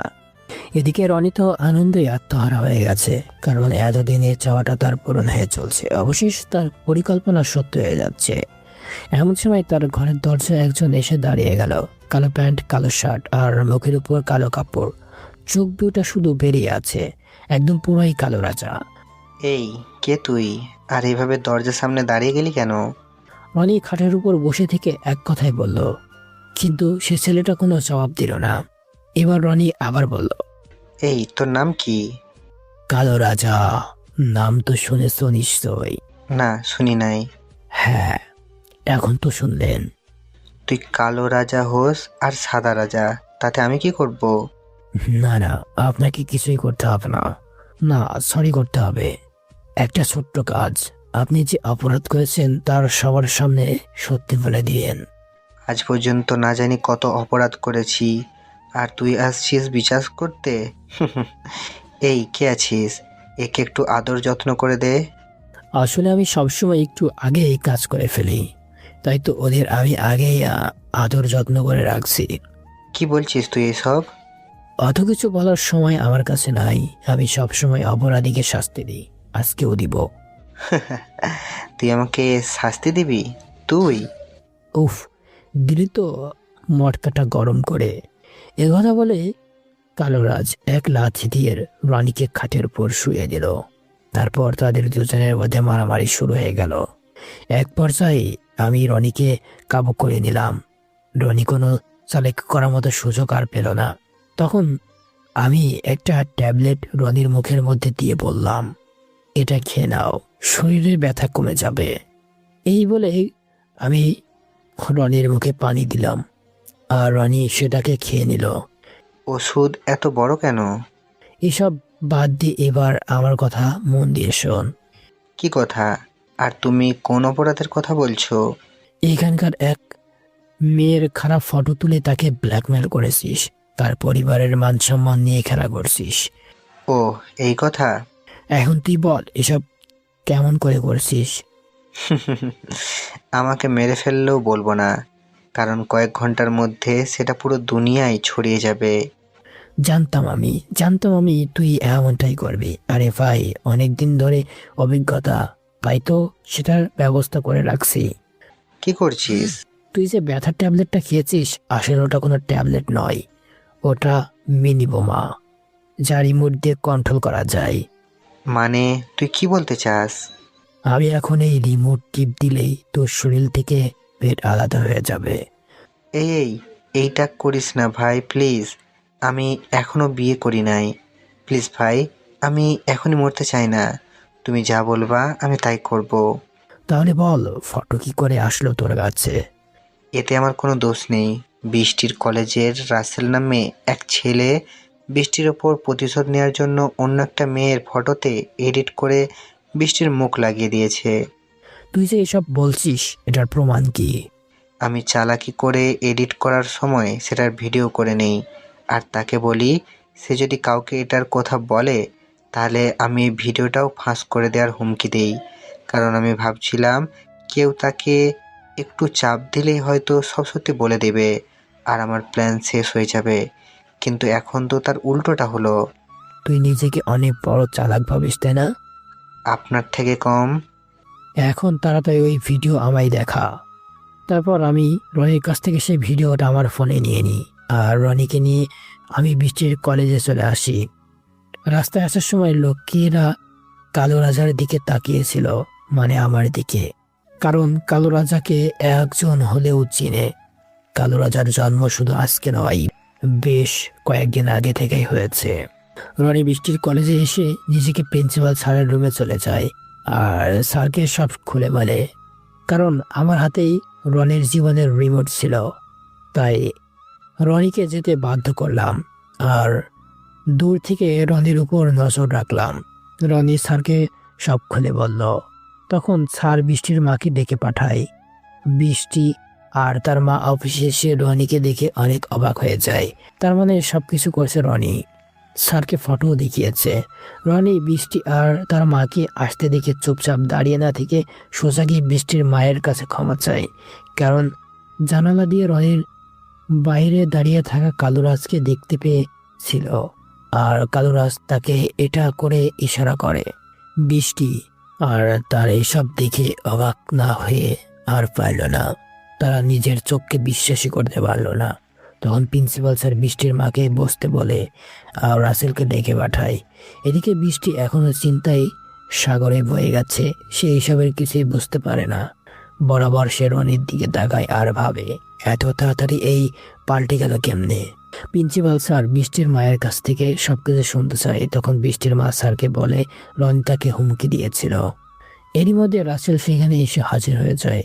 আর তখনই প্রিন্সিপাল স্যার রাসেলকে জিজ্ঞাসা করে রনির সাথে তার কোনো সম্পর্ক আছে নাকি। তখন রাসেল সোজা সাপটা বলে দেয় রনির সাথে তার কোনো সম্পর্ক নাই। এটি শুনে রনির বলা সমস্ত কথা রাসেলকে বলে। রাসেল সেটাকেও অস্বীকার করে। এবার রনি পকেট থেকে ফোনটা বের করে ভিডিওটা সবাইকে দেখায়। তখন রাসেলের কথা বলার মতো কিছুই রইল না। এরপর রনি জানালা দিয়ে বাইরে থাকা কালো রাজার দিকে তাকিয়ে মাথা তাড়া দেয়। তখন কালুরাজ মুখটা একটা হাসি দিয়ে সেখান থেকে চলে যাচ্ছিল। হাঁটতে হাঁটতে কিছু দূর যেতেই হঠাৎ করে কে যেন শোনেন যে এই কথা বলে ডাক দিল। তখন কালুরাজ থমকে দাঁড়িয়ে গেল। পিছনে তাকিয়ে দেখে বৃষ্টি দাঁড়িয়ে আছে। তখন আমি বৃষ্টির দিকে ঘুরে দাঁড়ালাম। আমি জানি এসব আপনিই করেছেন। কিসের কথা? আপনি কি বলছেন? মিথ্যা বলে লাভ নেই, আমি দেখেছি রনি অনেকটা ভয় পেয়েছিল আর বারবার জানালা দিয়ে আপনাই দেখছিল। অন্যায় দেখেও সেটা মেনে নেওয়া একটা পাপ, তাই আমি পাপ থেকে বাঁচার জন্য এটা করছি। কিন্তু আপনি কি করে জানলেন এসব? বন্ধুর বিপদে সবসময় বন্ধুই এগিয়ে আসে। ন্যায় পথে থাকা প্রত্যেকটা মানুষ একে অপরের বন্ধু হয়, তাই নিজের বন্ধুর বিপদে অবশ্যই এগিয়ে আসার দরকার। আপনি একদম ঠিক বলেছেন, কিন্তু বন্ধুর প্রেম, বন্ধুর ভালোবাসা, বন্ধু ছাড়াই বেঁচে থাকা মিথ্যা একটা আশা। চলি আমি ভাই। আরে আপনার নামটা তো বলেন। আমার নাম কালুরাজ। নাম তো শুনছো নিশ্চয়ই। না, শুনে নাই। আজকে তো শুনলেন। হ্যাঁ, শুনলাম। বৃষ্টি হাসতে হাসতে নিচে একটু তাকাতেই সেখান থেকে কালো রাজা চলে গেল। পরে বৃষ্টির চারিদিকে আর খুঁজে পেল না, তখন মন খারাপ করে চলে গেল। এদিকে কালুরাজ দৌড়ে দৌড়ে যেতে যেতে হঠাৎ করে হারিয়ে যায় কালো রাজা। সবার চোখের আড়ালে ফাঁকা জায়গায় হারিয়ে যায় কালো রাজা। অনেকক্ষণ পর আমি রুম থেকে বেরিয়ে চিন্তা ভাবনা করতে করতে আবার কলেজের দিকে রওনা হলাম। আর কিছুক্ষণের মধ্যে কলেজে চলে আসলাম। ক্লাসের সামনে আসতেই বৃষ্টির সাথে দেখা, তখন আমি থমকে দাঁড়িয়ে বললাম। বৃষ্টি আমাকে দেখেও সে দাঁড়িয়ে পড়ল। ওই কি হলো? এভাবে চমকে উঠলে কেন? কোনো ভূত দেখলে নাকি? তা নয় তো কি, সকাল থেকে তোমাকে কতবার খুঁজতেছি, কোথাও পাই নাই। আসলে আমি আম্মুর কাছে ছিলাম। কেন? তেমন কিছু না, এমনিতেই। তা তুমি ক্লাস করা বাদ দিয়ে ঘুরতেছো কেন? ক্লাস করে তো আসলাম। তো পেছনে ব্যাগ কেন? আসলে ক্লাস শেষ করে তোমায় খুঁজতে যাচ্ছিলাম। খোঁজার জন্য বই নিয়ে কেন? না, এমনি। পাগল একটা। আমি আর বৃষ্টির কথা বলছিলাম, ঠিক এমন সময় কোথা থেকে স্যার এসে আমায় জিজ্ঞাসা করলো আমি ক্লাসে কেন ছিলাম না। এটা শুনে তো দুইজনের চোখ বড় বড় হয়ে গেল। বৃষ্টির চোখ বড় হলো আমার মুখে মিথ্যা শুনে, আর আমার চোখ বড় হলো ধরে পড়ে যাওয়ার জন্য। এমনি স্যার, আমার কথা শুনে স্যার চলে গেল। বৃষ্টি আমার দিকে তাকিয়ে আছে। আমি তো পুরাই শেষ আজকে। স্যারকে এক্ষুনি কেন আসতে হলো? দূর। এই, তুমি আমায় মিথ্যা বললা কেন? আমি, তুমি আমার একমাত্র বন্ধু। তোমাকে ছাড়া আমি কি করে ক্লাস করি? আর তাছাড়া সকাল থেকে তো আমি তোমাকে খুঁজে বেড়াচ্ছিলাম। আরে আমি না আসলে কি তুমি ক্লাস করবে না? না। আচ্ছা, আর মাত্র 2টা ক্লাস আছে। আজকে আর ক্লাস করতে মন চাচ্ছে না। চলো শিমুল গাছের নিচে যাই। আচ্ছা। তারপর আমি আর বৃষ্টি হাঁটতে হাঁটতে শিমুল গাছের নিচে চলে আসলাম। সূর্য মামা রাগ করে যতই রৌদ্র বাড়িয়ে দিক না কেন, শিমুল গাছের নিচে আসলে কিছু বোঝাই যায় না। বিশাল এক ছায়া করে নিয়ে দাঁড়িয়ে আছে এই শিমুল গাছ। তার সঙ্গে রয়েছে মন ভালো করার এক মায়াবী বাতাস। জানো, আজকে কালো রাজা আসছিল। কালো রাজা? হ্যাঁ, সে না থাকলে আজ আমি হয়তো এখানে হাসি মুখে থাকতাম না। কেন? কালো রাজা আবার কি করলো? আমার অনেক বড় উপকার করেছে। সে আজ না থাকলে আমার অনেক বড় সর্বনাশ হয়ে যেত। আমার তো সবকিছু মাথার উপর দিয়ে যাচ্ছে। রাসেল আমার সহ আমার পরিবারের মান সম্মান নষ্ট করতে চেয়েছিল, কিন্তু কালো রাজা এসে তার আসল চেহারা ফাঁস করে দিয়েছে। এখন রাসেলের কি হচ্ছে? ওকে তো কলেজ থেকে বেরি করে দেওয়া উচিত, আর আমার মনে হয় আম্মু এটাই করবে। যাক গেলো। কি হলো? না মানে কলেজ থেকে কেন বের করবে? ও যে কাজটা করছে তাতে এটাই ওর শাস্তি। দেখো বৃষ্টি, ভুল মানুষের হতেই পারে, মানুষ মাত্রই তো ভুল। অন্তত একবার সুযোগ দেওয়া উচিত, কারণ এটা তার জীবনের প্রশ্ন। তুমি কি বলতে চাচ্ছ? তুমি যে তোমার আম্মুকে এটা করা থেকে আটকাও, যদি বড় কিছু করে ফেলে। এতে আবার বড় কিছু হবে? শুধু কলেজ থেকে বের করে দিবে? তুমি বুঝতে পারছো না? যদি রাসেলের সার্টিফিকেট একবার লাল কালি দিয়ে স্বাক্ষর করে, তাহলে রাসেলের পড়াশোনার জীবন একদম শেষ। তুমি ঠিক বলেছ, কিন্তু ও যেটা করছে সেটা শাস্তি অনেক বড় হওয়া দরকার। মানুষের পাপের শাস্তি দেওয়ার জন্য সৃষ্টিকর্তা যথেষ্ট। অন্যকে মাফ করলে নিজের ক্ষমা পাওয়া যায়। আচ্ছা ঠিক আছে, তুমি যখন বলছো তাহলে চলো আম্মুর কাছে। চলো। তারপর আমি আর বৃষ্টি সেখান থেকে চলে সোজা অফিসে চলে আসলাম। অফিসে এসে দেখি বৃষ্টির মা প্রিন্সিপাল স্যারকে বলছে সে যেন রাসেলকে এইখান থেকে বের করে দেয়। না। কি? না মানে আমি বলতে চাচ্ছিলাম, ভুল তো মানুষের হয়, আর আমরা তো ছাত্রছাত্রী, আমাদের ভুল আপনারাই ধরিয়ে দিবেন, শাসন করবেন, আবার ভালোবাসে মাফ করে দিবেন। সেটার শাস্তি এমন দিবেন না যাতে আমাদের জীবন নষ্ট হয়ে যায়। তুমি কি বলতে চাচ্ছ? দেখুন ম্যাডাম, আমরা ছাত্রছাত্রী, এই বয়সে আমরা রাগের বয়সে অনেক কাজ করে ফেলি যেটা আমাদের করা উচিত নয়। আর সেটা যদি আপনারা আমাদের ভালো করে বুঝিয়ে দেন, ভালোবেসে সঠিক রাস্তা দেখিয়ে দেন, তাহলে আমরা সামনে এগিয়ে যেতে পারবো। আর যদি আপনারা আমাদের সেই ভুল কাজটার সাথে মাটিতে চাপা দিয়ে দেন, তাহলে আমরা সারা জীবন ভুল কাজের উপর থেকেই যাব। গুড, তুমি একদম ঠিক কথাই বলেছ। ছাত্রদের কলেজ থেকে বের না করে তাকে শাসন করে নিজের ভুলটা দেখিয়ে দেওয়া আমাদের কাজ।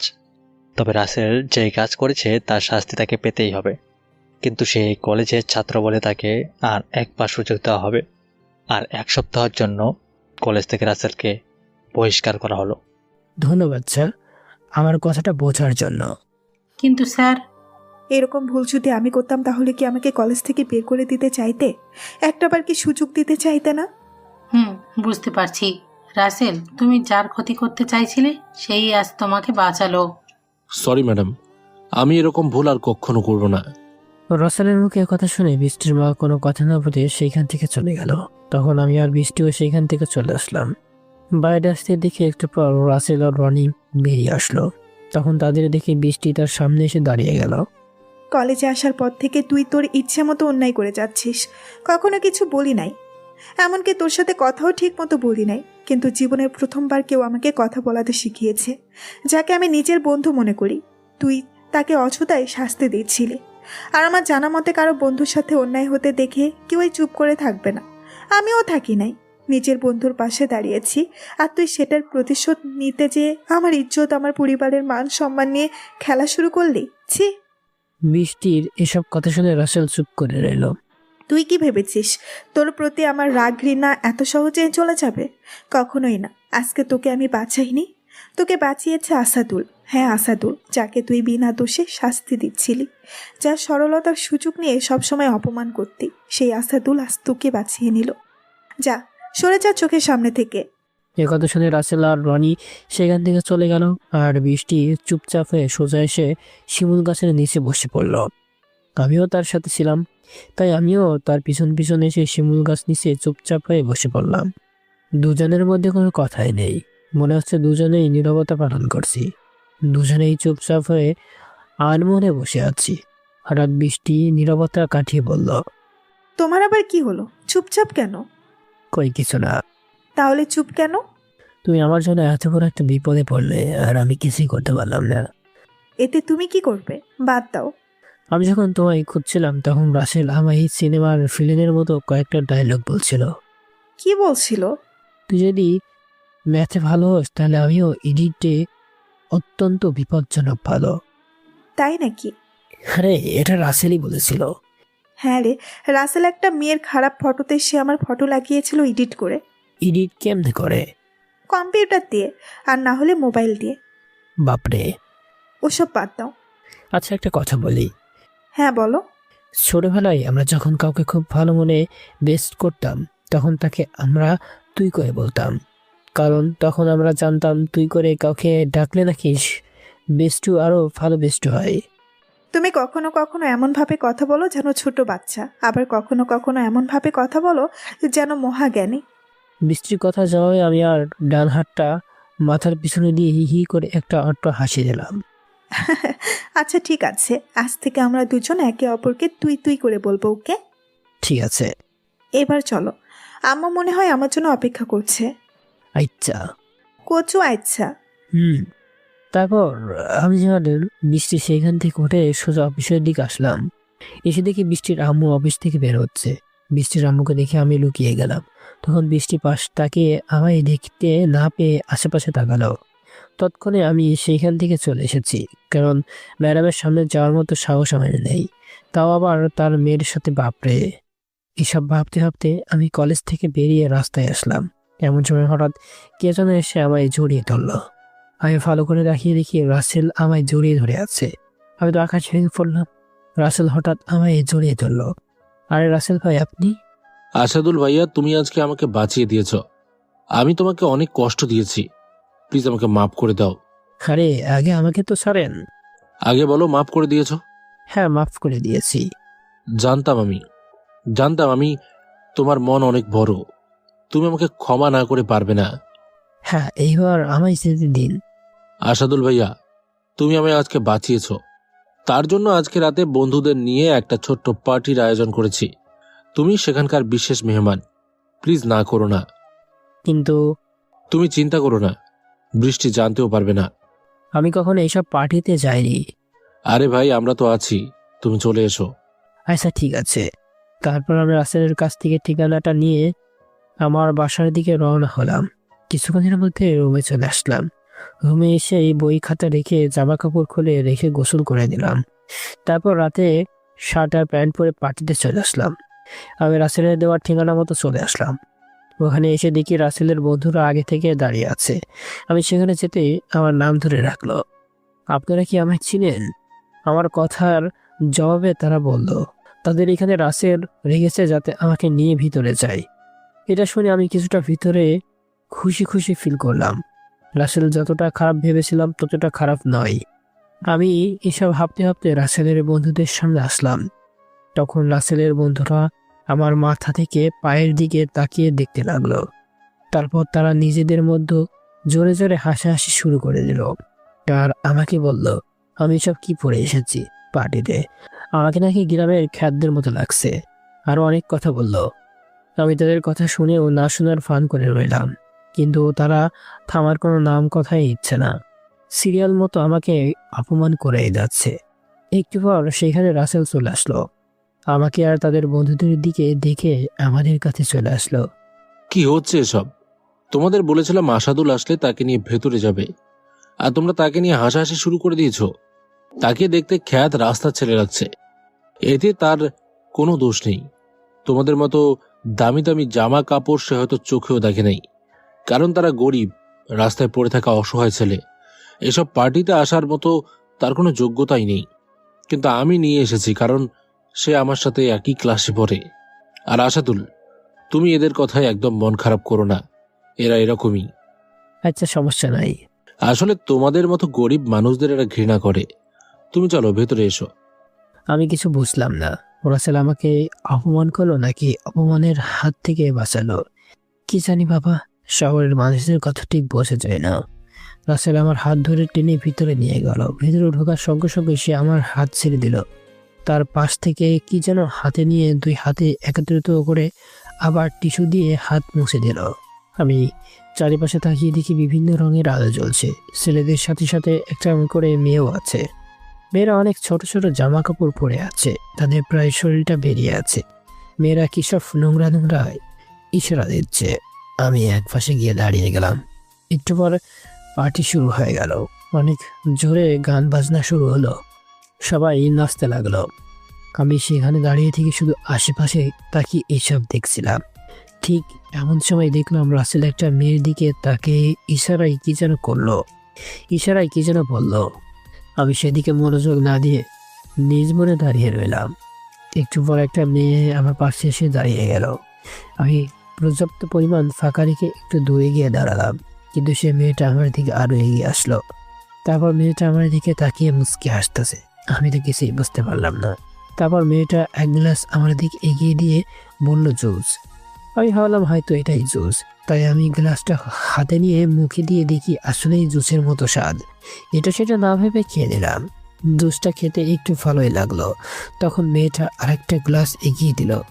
আমি এটাও তুলে নিয়ে নিলাম, কিন্তু এইবারের স্বাদটা যেন অন্যরকম। খাওয়ার পরপরই আমার মাথাটা চক্কর দিয়ে উঠল, আমি পড়ে যেতে লাগলাম। তখন মেয়েটা আমায় ধরে দিল আর আবার আমার মুখে গ্লাস ধরলো। তৎক্ষণ আমি আমার কন্ট্রোল থেকে হারিয়ে গেছি। ইচ্ছা না থাকা সত্ত্বেও খেয়ে নিলাম। কিছুক্ষণের মধ্যেই আমার কি যেন হয়ে গেল, আমি কিছুই বুঝতে পারলাম না। আমি আর আমার কন্ট্রোলে থাকলাম না, কেমন যেন অন্যরকম হয়ে গেলাম। মনটা যেন অন্য কোথায় হারিয়ে গেল। কি হচ্ছে কিছুই বুঝতে পারতেছি না। তখন কানে ভেসে আসলো রাসেল যেন আমায় কিছু একটা বলছিল। আসাদুল, তুমি কি ঠিক আছো? হ হ হ আমিও ঠিক ঠিক ঠিক আছি। আমার কথা যেন উল্টাপাল্টা হয়ে যাচ্ছে, ঠিক মতো কথা বলতেই পারছি না। আচ্ছা, এটা বলো, প্রিন্সিপাল স্যারকে কে বলেছে যে আমি বৃষ্টির ফটোতে এসব করছি? ওটা তো রনি বলছে, কারণ রনিকে কালো রাজ আচ্ছা মতোই ধোলাই করছে। এই কালো রাজাটা আবার কে? কালো পোশাক পরে থাকে, সবার বিপদে পাশে এসে দাঁড়ায়। আহ, কালো রাজা! এইভাবে ডাকলে তো আর আসবে না। চুপ, একদম চুপ। চুপ করতে মন চাচ্ছে না, আমার তো গান বলতে মন চাচ্ছে। লা লা লা লা লা লা লা। উফ, তোকে তো তুই আমার প্রিন্সিপাল স্যারের কাছে সুপারিশ করছিস বলে তোকে কিছু বলছি না। আচ্ছা, এবার এটা বল, তুই আমায় কেন বাঁচালি? ছোটবেলায় মা বলতো, যারা তোর উপর অত্যাচার করবে তাদের সবসময় বিপদ থেকে বাঁচাবে, দেখবি একদিন না একদিন সে তোর সত্যিকারের বন্ধু হয়ে যাবে। ও, তুই আমার সাথে বন্ধুত্ব করার জন্য আমায় বাঁচালি? এতক্ষণে বুঝলে? আচ্ছা, আজকে থেকে আমি তোমার বন্ধু। এবার এটা খাও। নাও বন্ধু। তারপর রাসেল আমায় মুখে গ্লাস ধুয়ে আর আমি সেটা খেতে থাকি। তারপর আমি আর কিছুই বলতে পারবো না, শুধু এতটুকু বলতে পারবো আমি এক বিশাল ঘুমের রাজ্যে হারিয়ে আছি। অনেকটা সময় পার হঠাৎ আমি বাস্তবে ফিরে আসলাম। চোখ খুলতেই চাইলাম, কিন্তু চোখটা যেন অনেক মোটা হয়ে গেছে। মনে হচ্ছে চোখের উপর যেন 3 কেজি মাটি লেগে আছে, আর তার সাথে সাথে মাথাটাও অনেক ব্যথা। অনেক কষ্টে চোখটা খুলতে চাইলাম, কিন্তু আবার চোখ বন্ধ করে দিলাম।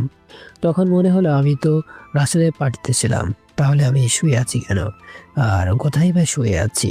এসব ভেবেই তখন চোখ খুললাম, আর চোখ খুলতেই আমি চমকে উঠলাম। আমি কোথায় আছি? চোখে ঝাপসা হয়ে থাকার কারণে ঠিকমতো কিছুই বুঝতে পারতেছি না। 2 হাতে 2 চোখটা মুছে ভালো করে তাকিয়ে দেখি আমি একটা রুমে শুয়ে আছি, কিন্তু রুমটা আমার নয়। তাহলে আমি কার রুমে আছি? কেউ আছেন? কেউ কি আছেন এইখানে? জোরে জোরে আমি চিৎকার করতে লাগলাম, কিন্তু কোনো জবাব পেলাম না। আমি তো আরো ভয় পেয়ে গেলাম। এইবার আমি খাট থেকে উঠে দরজার কাছে এসে দরজা ধরে টান দিতেই বুঝলাম দরজাটা বাইরে থেকে বন্ধ করা আছে। আমি এইবার পুরাই শেষ হয়ে গেলাম। আমায় কে ঘরে আটকে রাখলো? আমি কার কি ক্ষতি করছি যে আমায় এইভাবে কিডন্যাপ করে আটকে রাখলো? জানালার কাছে এসে জানালা খুলতেই সূর্যের আলো এসে আমার চোখে লাগলো। চোখটা আরো ঝাপসা হয়ে গেল। এরপর চোখ মুছে ভালো করে তাকিয়ে দেখি সকাল হয়ে গেছে। রাতের পার্টিতে গেলাম, আর সকালে আমি একটা বন্ধ ঘরে কি করে আসলাম? ঘরটা আশেপাশে তাকিয়ে দেখে মনে হচ্ছে ঘরে অনেকদিন ধরে কোনো মানুষ থাকে না। চারপাশে ময়লা আবর্জনা লেগে আছে। আমার বুকে থাকা হার্টবিট অনেক বেড়ে গেল। কি করবো কিছুই বুঝতে পারতেছি না। ঠিক এমন সময় দরজার ওপাশে কিছু একটা আওয়াজ পাসলো। আওয়াজের পাওয়ার সঙ্গে সঙ্গে আমি লুকিয়ে গেলাম। তখন দরজার ওপাশ থেকে দরজা খুলতে লাগলো। তখন আমি পাশে পড়ে থাকা একটা বাঁশ নিলাম। দরজা খোলার সঙ্গে সঙ্গে বাঁশ দিয়ে মাথায় আঘাত করার জন্য দাঁড়িয়ে গেলাম। মারবো এমন সময় আমি থমকে দাঁড়িয়ে গেলাম। সামনে তাকিয়ে দেখি বৃষ্টি দাঁড়িয়ে আছে। আমি তখনই বাঁশ আটকানোর চেষ্টা করলাম, কিন্তু তবুও বাঁশের এক সাইড গিয়ে বৃষ্টির হাতে লেগে হাত কেটে গেল। আমি বাঁশ দূরে ফেলে দিয়ে দৌড়ে গিয়ে বৃষ্টির হাত ধরলাম, আর বৃষ্টির আমার কাণ্ড দেখে অনেকটা ভয় পেয়ে গেছে। বৃষ্টি, তুই এখানে কেন? এখানে আয় বস। তুই আমায় মারার প্ল্যান করছিস কেন? কোন জন্মে তোর সাথে শত্রুতা আছে? আরে ধুর, আমি ভাবছি আমাকে এখানে কেউ আটকে রাখছে, আর সে হয়তো এখানে আসছে। আমি এইখান থেকে পালিয়ে যাওয়ার জন্য তাকে মারতে যাচ্ছিলাম, কিন্তু তখনই তুই চলে আসলে। আর একটু হলেই তো আমায় উপরে পাঠিয়ে দিতি। কিন্তু দোস্ত, তুই এইখানে কেন? আর তোর হাতে এটা কি? তার আগে বল, তুই কাল রাতে কোথায় গিয়েছিলি? আমি কাল রাতে আমি কই গেছুনি। কাল রাতে আমি ছাদে ছিলাম, তখন দেখি তুই রাস্তা দিয়ে মাতালের মতো এপাশ ওপাশ করতে করতে আসছিলি। তখন আমি চুপি চুপি নিচে এসে তোকে আটকাই। তারপর তুই তো পাগলের মতো আজে বাজে কথা বলছিস। তখন তোর মুখ থেকে মদের গন্ধ আসছিল, তাই বুঝে গিয়েছিলাম তুই নিজের হুঁশে নাই। কিন্তু এই অবস্থায় তোকে একা ছাড়তে মন চাচ্ছিল না। কিন্তু তোর বাসাও আমি চিনি না, আর তোকে জিজ্ঞেস করলে তো আজে বাজে বলছিস। তাই কোনো উপায় না পেয়ে আমার ফুপুর এই পুরাতন বাসায় তোকে এনে এই রুমে শুয়ে দিই। তারপর তুই তো গভীর ঘুমে শেষ হয়ে গেলি। তখন আমি বাইরে তালা দিয়ে আমি আমার বাসায় চলে যাই। খুব সুন্দর একটা গল্প, একদম কাঁথা চলে আসার মতো। একদম লাথি খাবি। আমি কোনো গল্প বলছি না। বিশ্বাস না হলে তোর বাম হাত দেখ, কাটা আছে। বৃষ্টির কথা শুনে আমি বাম হাত বের করে দেখি সত্যি সত্যি এখানে ব্যান্ডেজ করা আছে। তোকে নিয়ে আসার সময় বাদুরের মতো লাফালাফি করছিলি, আর তখন এখানে দরজার সামনে লেগে আমার হাতের চুড়ি ভেঙে তোর হাত কেটে গেছে। ও, এবার বল, তুই কাল রাতে নেশা কেন করেছিলি আর কোথায় গিয়েছিলি? আসলে একদম মিথ্যা বলবি না। আমি কোথায় গিয়েছিলাম? কোথায়? হ্যাঁ, চাকরি খোঁজার জন্য বেরিয়ে গেছিলাম। তখন রাতে দেখি এক জায়গায় পার্টি হচ্ছে, বিভিন্ন রঙের আলো, অনেক খাবার, অনেক মানুষ। আমিও সেখানে যাই, আর সেখানকার মেয়েরা আমায় কি যেন খাওয়াই দেয়। তারপর বুঝে গেছি। আমি তোকে বিশ্বাস করি, তুই কখনো এসব বাজে নেশা করবি না। এবার বল, তোর হাতে এসব কি? সকালে উঠে প্রাইভেটে যাওয়ার কথা বলে লুকিয়ে বেরিয়ে এসেছি, আর বাজার থেকে তোর জন্য শার্ট প্যান্ট। জামা কাপড় কেন? নিজের দিকে কি একবার তাকিয়েছিস? বৃষ্টির কথা শুনে আমি নিজের দিকে তাকিয়ে দেখি শার্টের বোতাম একটাও নাই।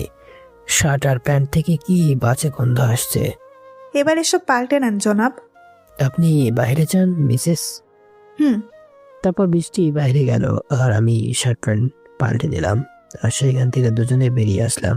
সেখান থেকে সোজা রেস্টুরেন্টে নিয়ে আসলো বৃষ্টি। আমি মানা করা সত্ত্বেও খাওয়া দাওয়া করতে হলো। আর সেখান থেকে সোজা আমার রুমে গিয়ে কলেজের জন্য তৈরি হয়ে দুজনেই কলেজে চলে আসলাম। কলেজে এসে একসঙ্গে 2টা ক্লাস করলাম, একদম সিরিয়াল অনুযায়ী। এই 2 ক্লাসের সময় ঘর থেকে বের হয়নি। 2টা ক্লাস করার পর বৃষ্টির সাথে বাইরে আসলাম একটু ঘোরার জন্য। আর আমাদের আড্ডা দেওয়ার মতো তো একটাই জায়গা আছে, সেটা তো শিমুল গাছ। শিমুল গাছের নিচে বসে থেকে দুজন গল্প করতেছি আর প্রকৃতির সৌন্দর্য উপভোগ করছি। আচ্ছা বৃষ্টি, আমি তোকে একটা কবিতা বলে শোনাই। আচ্ছা বল। তুমি আছো বলে মন ফুরফুরে, সঙ্গে চিপস কুরকুরে। তুমি হাসো বলেই বৃষ্টি রিমঝিম, কখনো পেপসি কখনো আইসক্রিম। তারপর? তুমি বন্ধু বলে এত পাগলামি, বন্ধু তুমি বড়ই হারামি। এটা কি হলো? কিন্তু এখন এখন হবে আমি পালাবো। দাঁড়া তুই, আমি হারামি তাই না? আমি হারামি? আরে ওটা কবিতা বলছি তো। তোর কবিতার মাইরে বাপ। হাসতেছি আর দৌড়াতেছি, আমার পিছনে বৃষ্টি আসতেছে। দুজন মিলে কলেজে অনেক মজা করলাম। তারপর সব ক্লাস শেষ করে বাসার দিকে রওনা হলাম। বৃষ্টিকে বিদায় জানিয়ে কলেজের গেট পার হতে সামনে রাসেল এসে দাঁড়িয়ে গেল। আরে আসাদুল ভাই, কি খবর? কই কিছু না। কালকে কি হয়েছিল তোমার কি মনে আছে? আমার আবার কি মনে থাকবে? কালকে গেলাম, সবার সাথে খাওয়া দাওয়া করে চলে আসলাম, এটাই তো। গুড। আচ্ছা তুমিও তো আমাদের বন্ধু, চলো আমার সাথে। আচ্ছা। তারপর আমি সেইখান থেকে রাসেলের সাথে রওনা দিলাম। সে আমায় কোথায় নিয়ে যাচ্ছে আমি কিছুই জানি না। আমি জানি তুমি এখানে একা থাকো, টাকা পয়সার অনেক প্রয়োজন। হ্যাঁ ভাই। আমার সাথে কাজ করবে, অনেক টাকা পাবে। হ্যাঁ, তুমি তো আমারই বন্ধু। সেই জন্যই তো বলছি। কি কাজ করতে হবে? চলো, আস্তে আস্তে সব বুঝে যাবে। তারপর আমি রাসেলের সাথে একটা পুরাতন ফ্যাক্টরিতে চলে আসলাম। সেখানে অনেক ময়লা আবর্জনা পড়ে আছে। আমি আশেপাশে তাকাচ্ছি আর সামনে এগিয়ে যাচ্ছি।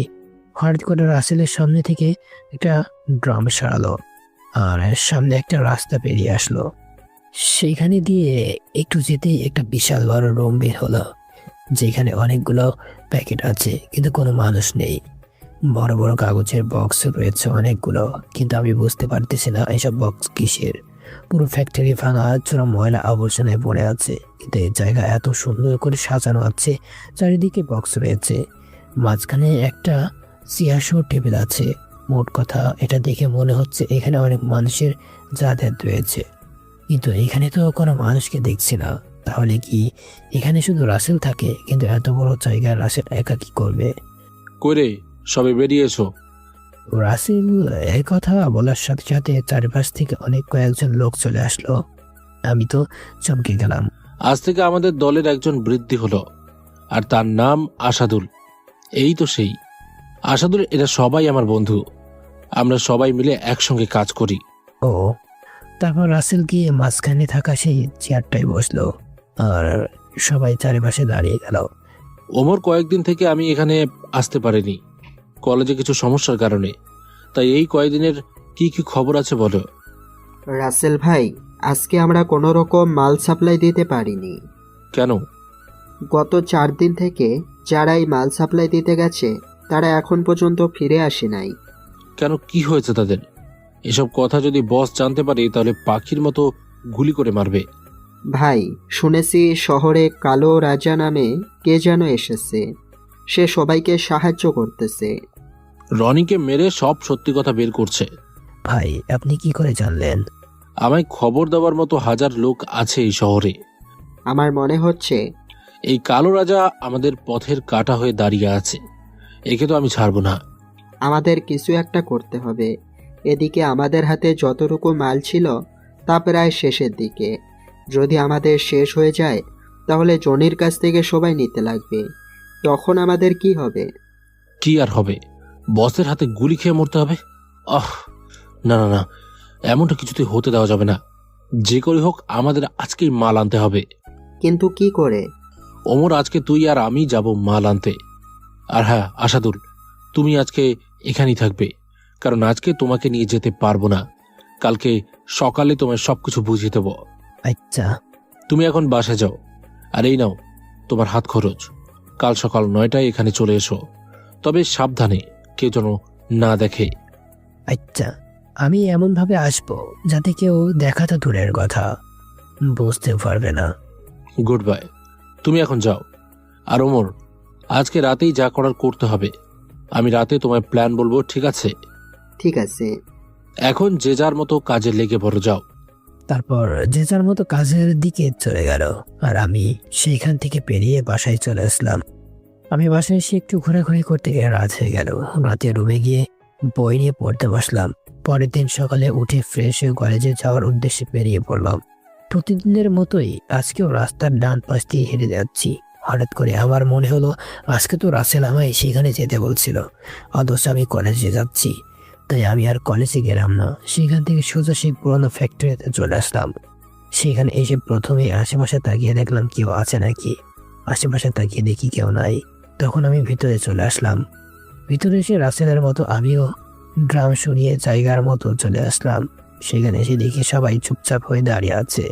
আমি সেখানে গিয়ে দেখি রাসেল আর ওমর বসে আছে, আর তাদের হাতে মুখে ক্ষতের চিহ্ন দেখা যাচ্ছে। রাসেল ভাই, তুমি কি ঠিক আছো? হ্যাঁ, আমি ঠিক আছি। কিন্তু এসব কি করে হলো? আমাদের শত্রু আমাদের উপর আক্রমণ করছে, কিন্তু আমি এটা বুঝতে পারছি না জনি কি করে জানতে পারলো যে আজকে আমরা মাল নিতে যাচ্ছি। এই জনি আবার কে? আমার সবচেয়ে বড় শত্রু। শত্রুকে যতই মাফ করবা ততই সে আমার দিকে এগিয়ে আসবে তোমার পিঠে চাকু মারতে। হ্যাঁ, জনিকে অনেক মাফ করা হয়েছে, আর না, আজকে সে আমাকে মারতে চেয়েছে।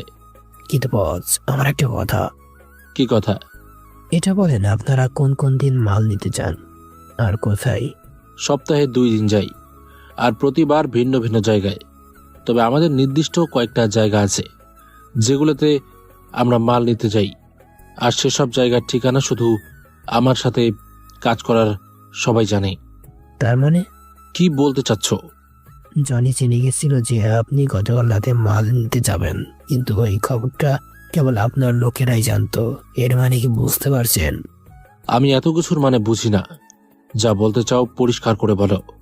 আমি কালকে এখানে শুনলাম কয়েকদিন ধরে আপনার এখানকার কয়েকজন লোক মাল নিতে যে আর ফিরে নাই।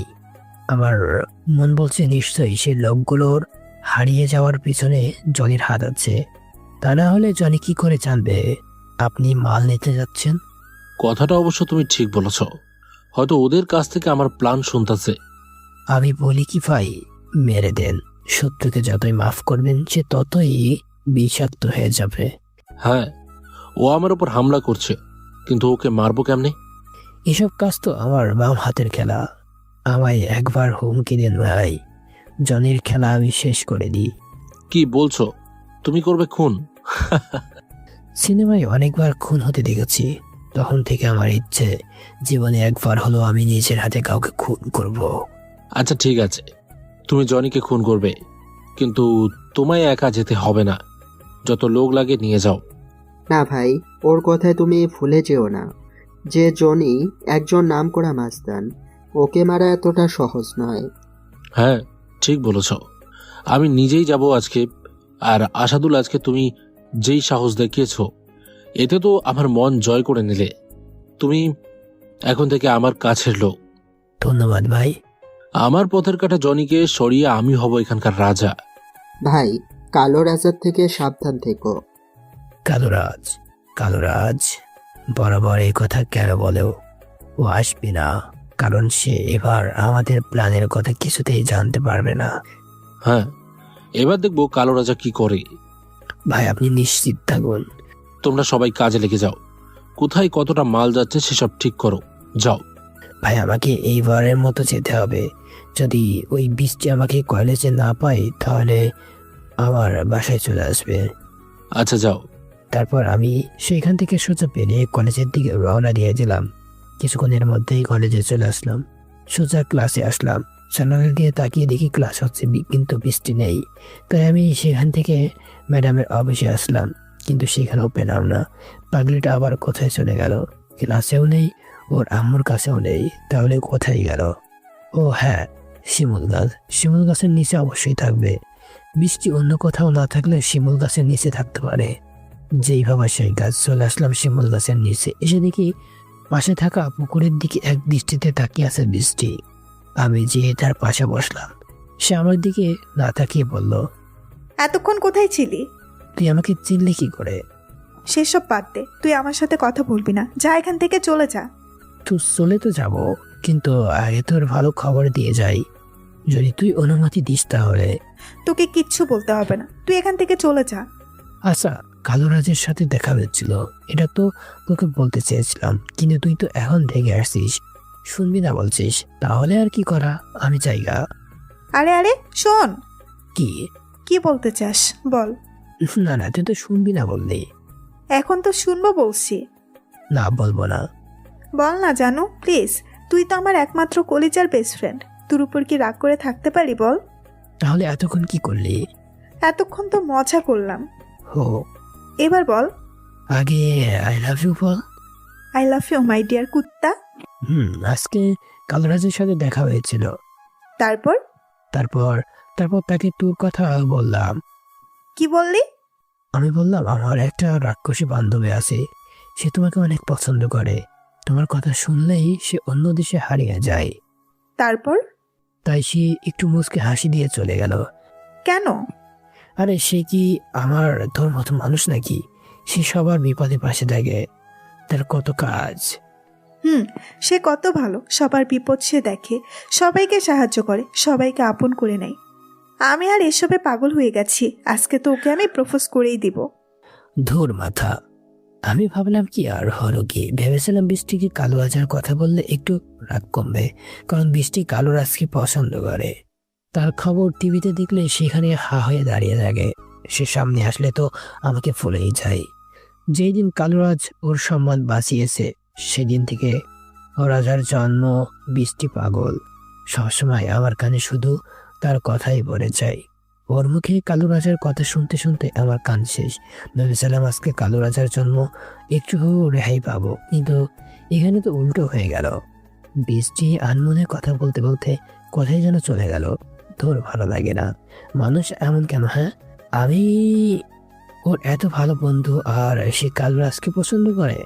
এখান থেকে যাওয়ার সময় বললো আজকে নাকি কালুরাজকে প্রপোজ করে দিবে। আমিও দোয়া করছি শালা পেতনিকে যেন কালুরাজ ডাইরেক্ট রিজেক্ট করে দেয়, তাহলে আবার আমার কাছে আসতে হবে। এইসব ভাবতে ভাবতে রাস্তা দিয়ে হাঁটতেছি, রাগ করে আর ক্লাস করলাম না। সেখান থেকে সোজা বাসায় চলে আসলাম। পরের দিন সকালে চলে আসলাম কলেজে। আশেপাশে কোথাও না গিয়ে সোজা ক্লাসরুমের দিকে গেলাম, কেমন আজকে আসতে আমার একটু দেরি হয়ে গেছে। ক্লাসরুমে এসে স্যারের কাছ থেকে অনুমতি নিয়ে ভিতরে গিয়ে বসলাম। আমার পাশেই বৃষ্টি বসে, কিন্তু আজকে নেই। এটা দেখে বুঝে গেলাম নিশ্চয়ই খারাপ কিছু একটা হয়েছে, সেজন্য ক্লাসরুমে আসে নাই। শিমুল গাছের নিচে আছে, আমাদের দুজনের নিয়ম করা আছে, কলেজে না আসতে পারলেও শিমুল গাছের নিচে অবশ্যই আসতে হবে।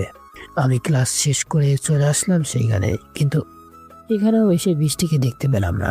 মনটাই আমার একটু খারাপ হয়ে গেল। পেতনির সাথে হাজার ঝগড়া করার পরেও তার সাথে একটু দেখা না হলে আমার আর ভালো লাগে না। তার সাথে কথা না বললে যেন বোবা বোবা মনে হয়। তাই আমিও মন খারাপ করে সেখানে বসে রইলাম। বৃষ্টি কোথায় আছে এখন, আর কি করছে কে জানে। আমার কিছু ভালো লাগছে না। বসে থাকতে থাকতে অনেকটা সময় কেটে গেল, কিন্তু বৃষ্টি এখন পর্যন্ত আসলো না। তাই মন খারাপ করে সেখানে আর বসে না থেকে বাসায় চলে আসলাম। বাসায় এসে ভালো লাগে না, তাই ঘুমিয়ে গেলাম।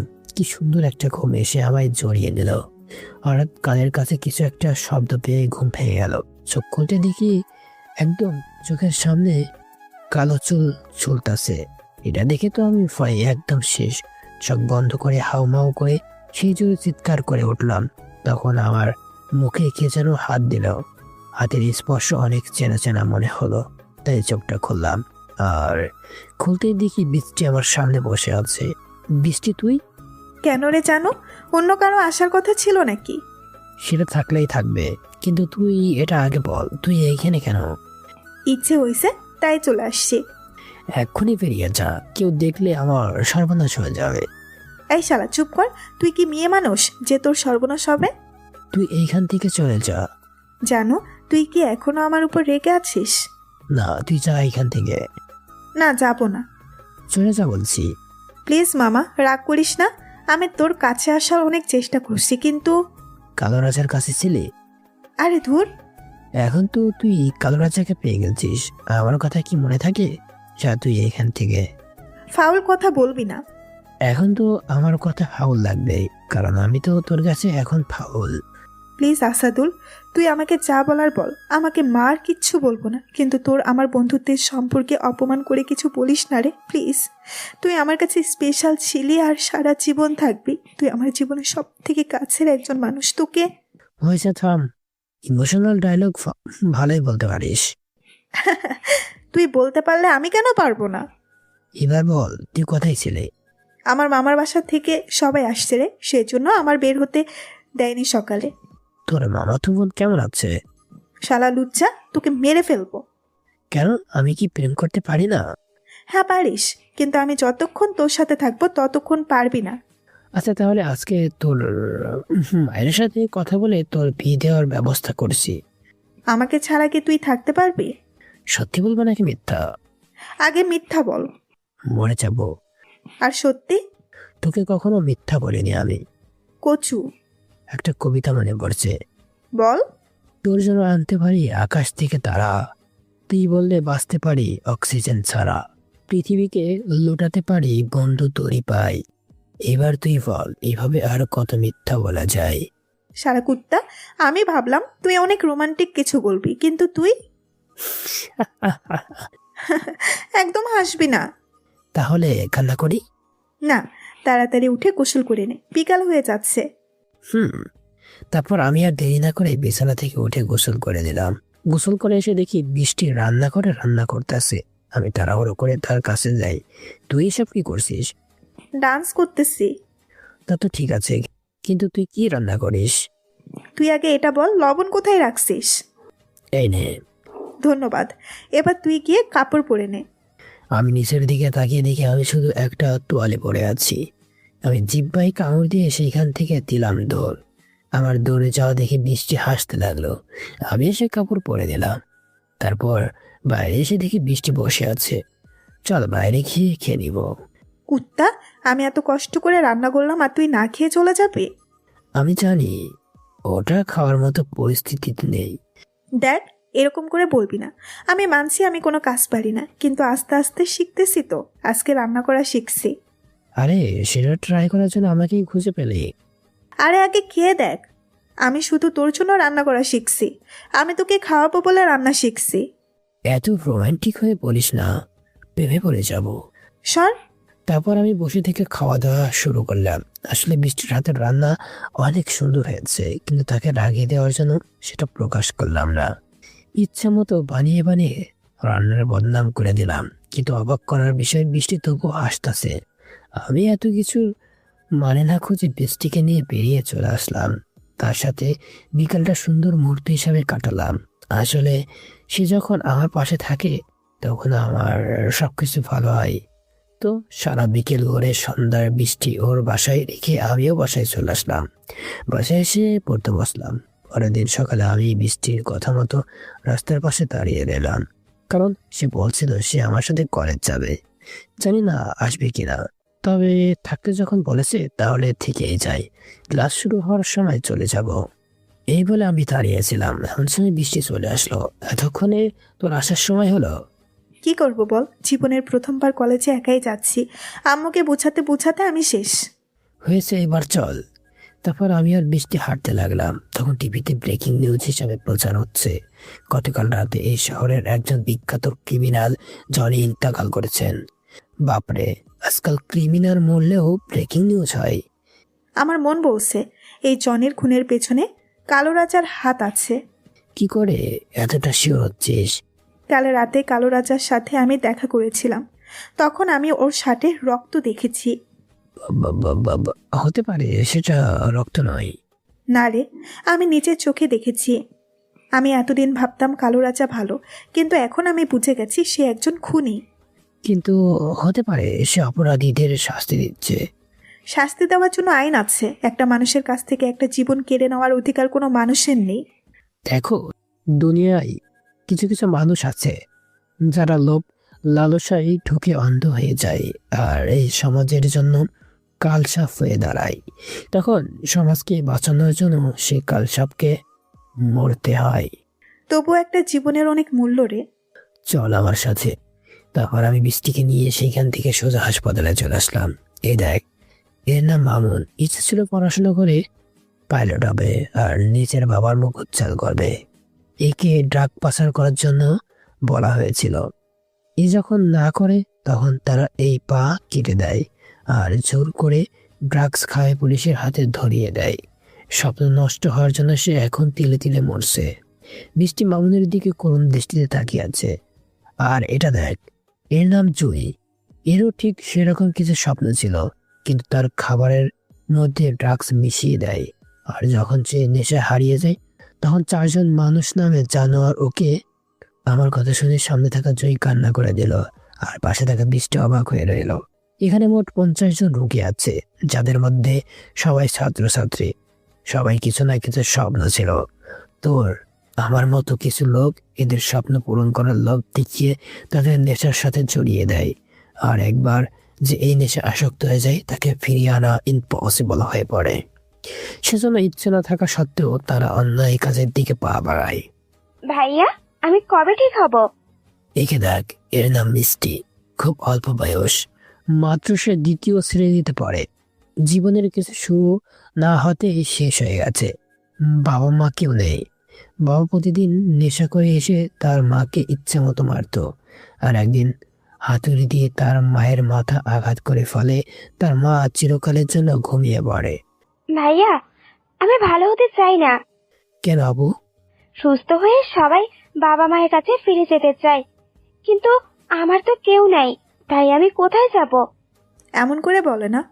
কে বলেছে তোমার কেউ নেই? আমরা তো আছি। এখানে থাকলে আমি ভাইয়ার সাথে সাথে থাকতে পারবো, আর ভাইয়া আমাকে খুব ভালোবাসে। বলি, তোমার বড় বড় কথা বন্ধ করো। এবার ওষুধ খেয়ে ঘুমিয়ে পড়ো, তাড়াতাড়ি সুস্থ হতে হবে তো। ওকে। এ কথা বলে মিষ্টি ওষুধ খেয়ে দিল। আমি আর বৃষ্টি সেখান থেকে চলে আসলাম। তুই কি জানিস, সমাজ নষ্টের প্রথম কারণ হচ্ছে এই নেশা। নেশার কারণে মানুষ থাকে না, একটা জানোয়ারে পরিণত হয়। কিন্তু এসব করছে কে, আর কেনই বা করছে? ছাত্রছাত্রীদের জোর করে নেশার মধ্যে টেনে নিচ্ছে, কারণ তাদের বিজনেস বড় করার জন্য। আমি তো কিছু বুঝতে পারছি না। এটা এমন একটা নেশা যে একবার করবে সে এর মধ্যে থেকে কখনো বের হতে পারবে না। এটার দাম অনেক অনেক টাকা, আর এটা কেনার জন্য যদি কাউকে খুন করে দেওয়া হয় তাহলে সেটাও করবে। মানে এটা নেশায় থাকলে মানুষ পাগল হয়ে যায়? হ্যাঁ, আর আমি কথা বলতে যাবো এমন সময় আমাদের সামনে একটা গাড়ি এসে দাঁড়িয়ে গেল, আর সেখান থেকে রাসেল নেমে আসলো। ও রাসেল, তুমি? রাসেল, তুই এখানে? আমি এক্ষুনি আম্মুকে ফোন করছি। ও হ্যালো মিস ইন্ডিয়া, আমি তোর সাথে নই, আমার বন্ধুর সাথে দেখা করতে এসেছি। বন্ধু? এখানে তোর কোনো বন্ধু নেই, আমরা দুজনেই দোষশত্রু। বৃষ্টি, আমার কথা শোনো। তুই চুপ থাক, আজকে আমি একে উচিত শিক্ষা দিব। আমার বন্ধু হলো আসাদুল, অনেক কাছের বন্ধু। কি? আসাদুল তোর বন্ধু? বৃষ্টি, আসলে আমরা একসঙ্গে কাজ করি, সেজন্য। কি কাজ করিস, আর ওর সাথে কেন? আসলে আমরা অনেক গোপনীয় একটা বিজনেস করি। গোপনীয় বিজনেস? তোকে আমি পরে বুঝিয়ে দিব। বন্ধু চলো, অনেক বড় কাজ এসে গেছে, তোমায় যেতে হবে। বৃষ্টি, তুই আমায় ভুল বুঝিস না। এই কলেজে যা, আমি আসছি। এই কথা বলে আমি রাসেলের গাড়িতে উঠে বসলাম, আর সেখান থেকে সোজা চলে আসলাম রাসেলের আড্ডায়। এমন কি কাজ যে হাওয়ায় নিয়ে আসলে? আমরা সাকসেসফুল হয়েছি, জনিকে আমরা মেরে ফেলেছি। ও বন্ধু, আমি অনেক খুশি। তোমার বুদ্ধি ছাড়া এটা কখনোই সম্ভব হতো না। তুমি আমাদের ধান্দায় আসার পর থেকে সবকিছু ভালোই হচ্ছে। প্রথমে হারিয়ে যাওয়া ড্রাগস ফিরিয়ে আনলে, আর ওটা কাজেও লাগিয়ে দিলে। তারপর আমার লোকেদের বাঁচালে, এখন তো আমায় রাজা বানিয়ে দিলে। তুমি না থাকলে এসব সম্ভব হতো না। হঠাৎ পিছনে থেকে কে যেন কারো জোরে জোরে হাত তালি দিয়ে এগিয়ে আসলো। আমি পিছনে তাকাতেই তো আমার মাথায় আকাশ ভেঙে পড়লো। পিছনে তাকিয়ে দেখি বৃষ্টি হাত তালি দিয়ে নিচে আর এগিয়ে আসছে। আমার তো হার্টবিট বেড়ে গেল।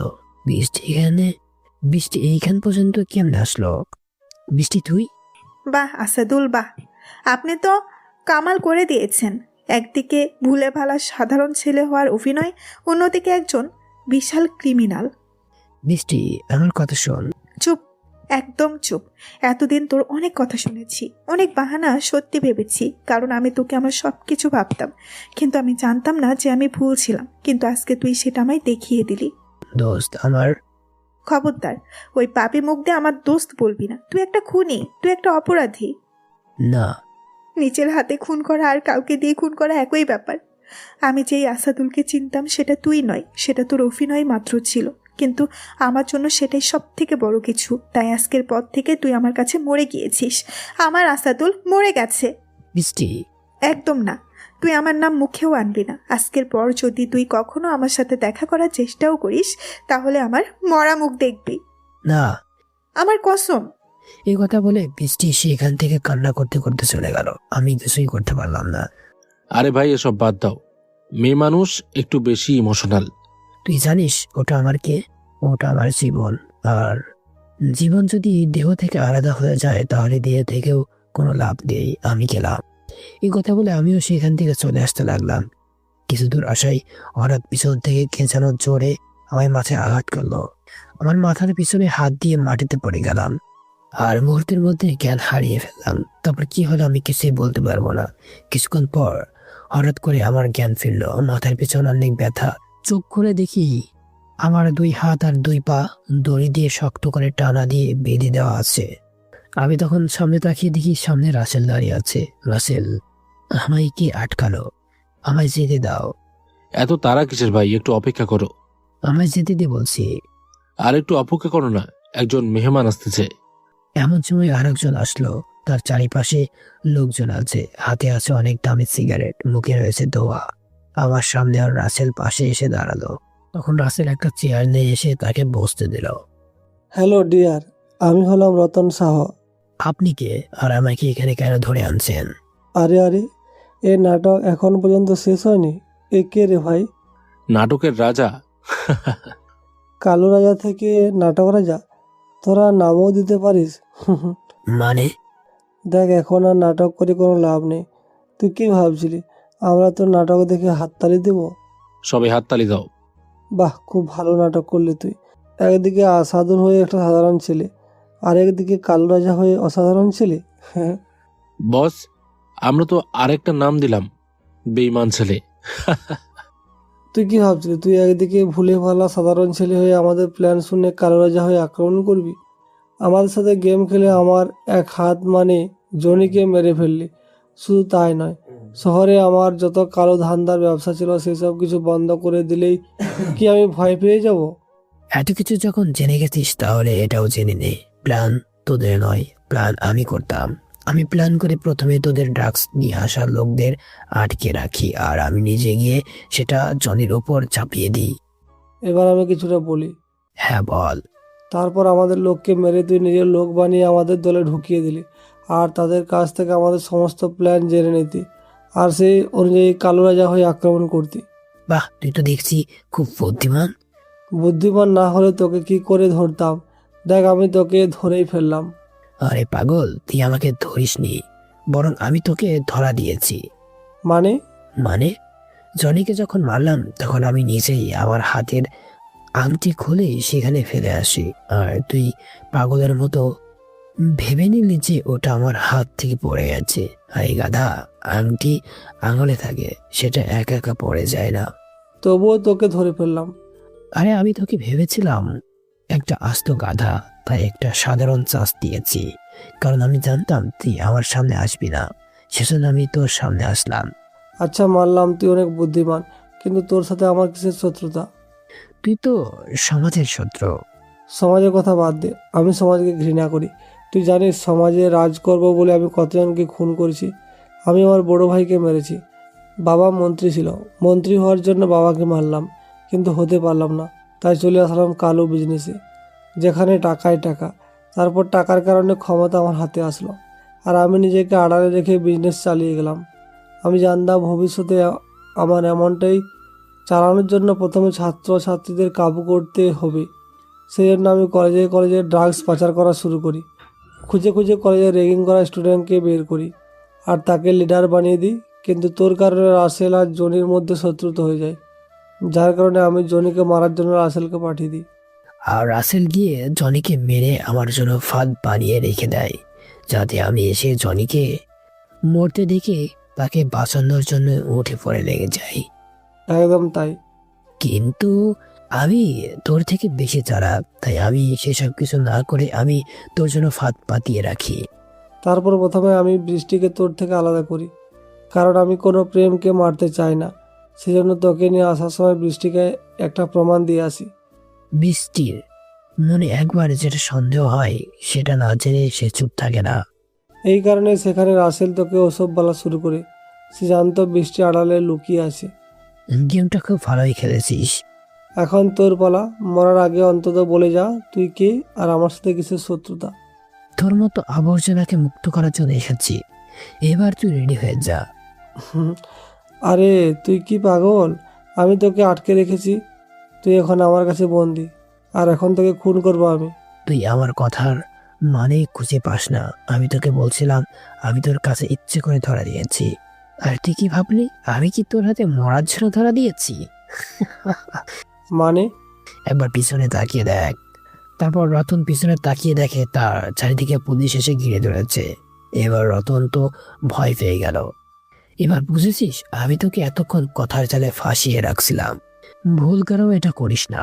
এইখানে থাকার সবাই এনকাউন্টার স্পেশালিস্ট। একটা মেরে মাথার খুলি উড়িয়ে দিব। তারপর সেখানে মারামারি আর গোলাগুলি শুরু হয়ে গেল। এক পর্যায়ে আমি ছাড়া পেলাম, আর অনেকক্ষণ গোলাগুলি করার পর রতন সহ তার সমস্ত লোক, এমনকি রাসেলকেও এনকাউন্টার করে দেওয়া হলো। আমি সেখান থেকে চলে আসলাম। মনটা অনেক অনেক খারাপ। বৃষ্টি এখন আমায় থেকে অনেক দূরে। যদিও তার সামনে গিয়ে সত্যিটা বলতে পারি, কিন্তু সে আমাকে কসম দিয়ে রাখছে আমি কিছুই করতে পারবো না। এমন যে পুলিশ অফিসার আমাকে ডেকে পাঠালো। আমি সেখানে আসলাম। Yes sir. তুমি কি বৃষ্টিকে ভালোবেসে ফেলেছো? স্যার, সবকিছু নিয়ে অভিনয় করতে পারলেও আমি ভালোবাসা নিয়ে অভিনয় করতে পারি না। আমি বৃষ্টির সাথে কথা বলবো। কোনো লাভ নেই স্যার। বৃষ্টির মনে এখন আমার জন্য যা আছে সেসব শুধু ঘৃণা। তো আসে বরং আমি ফিরে যাই। এখানে আমার কাজও শেষ হয়ে গেছে। ওখানে কাজের মধ্যে থাকলে কয়েকদিন পর সব ভুলে যাব। কিন্তু আমার জন্য দোয়া করবেন স্যার। তোমার জন্য দোয়া সব সময় থাকবে। আর হ্যাঁ, আমি আমার সাথে মিষ্টিকে নিয়ে যাচ্ছি। আমি ছাড়া মিষ্টি কেউ নাই, সে আমার বাসায় থাকবে। তারপর আমি সেখান থেকে সোজা হাসপাতালে চলে আসলাম। হাসপাতালে এসে বৃষ্টিকে নিয়ে সেখান থেকে রওনা দিয়ে দিলাম। এমন চাই বৃষ্টি আমার সামনে চলে আসলো। আপু তুমি? হ্যাঁ, তোমার ভাইয়ের কাছে আসছি। মিষ্টি, ওকে চলে যেতে বলো। আচ্ছা আপু, তুমি বলো তো, তোমার ভাইয়ের বউ কি তোমাদের সাথে যেতে পারে না? হ্যাঁ, অবশ্যই পারে। তাহলে চলো। তার মানে তুমি আমার আশাদুল ভাইয়ার বউ? মিষ্টি, আমাদের দেরি হয়ে যাচ্ছে। শালা কুত্তা, হারামি, বাদর, শিয়াল, ছাগলের 3 নাম্বার বাচ্চা, সব সময় তো আমার রাগ ভাঙাতি। তাহলে আজকে কেন আমাকে ছেড়ে চলে যাচ্ছিস? তোকে ছাড়া আমি কি করে বাঁচবো বল? তোকে ছাড়া তো আমি একটা মুহূর্ত থাকতেও পারি না। খুনির সাথে কারোর সম্পর্ক হতে পারে না। না, আমি তোকেই ভালোবাসি। আমার আব্বু বাসায় আসছে। কি? যখন আমি তোর ফটো নিয়ে কান্না করছিলাম, তখন আব্বু আমার রুমে চলে আসে, আর আমার হাতে ফটো দেখে, সাথে আমার চোখে পানি দেখে আব্বু সব বুঝে যায়। তখন আমার কাছ থেকে ফটো নিয়ে দেখে বলে, তুই কোনো খুনি নয়, তুই আর্মির মেজর।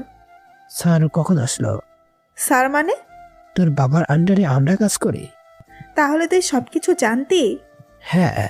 মিষ্টি, আজকে তোমার ভাইয়ের কিছু বিচার করতে হবে। তাহলে চলো আগে আমার বাসায়। কি বিচার? সেটা তো তোমার ভাইয়া জানে, তাই না বাবু?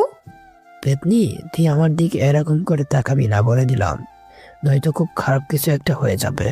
খারাপ তো এবার আমি তোর সাথে করব। চল বাসায়। তারপর আমি মিষ্টি আর বৃষ্টি সেখান থেকে সোজা বৃষ্টির বাসায় চলে আসলাম। সমাপ্ত।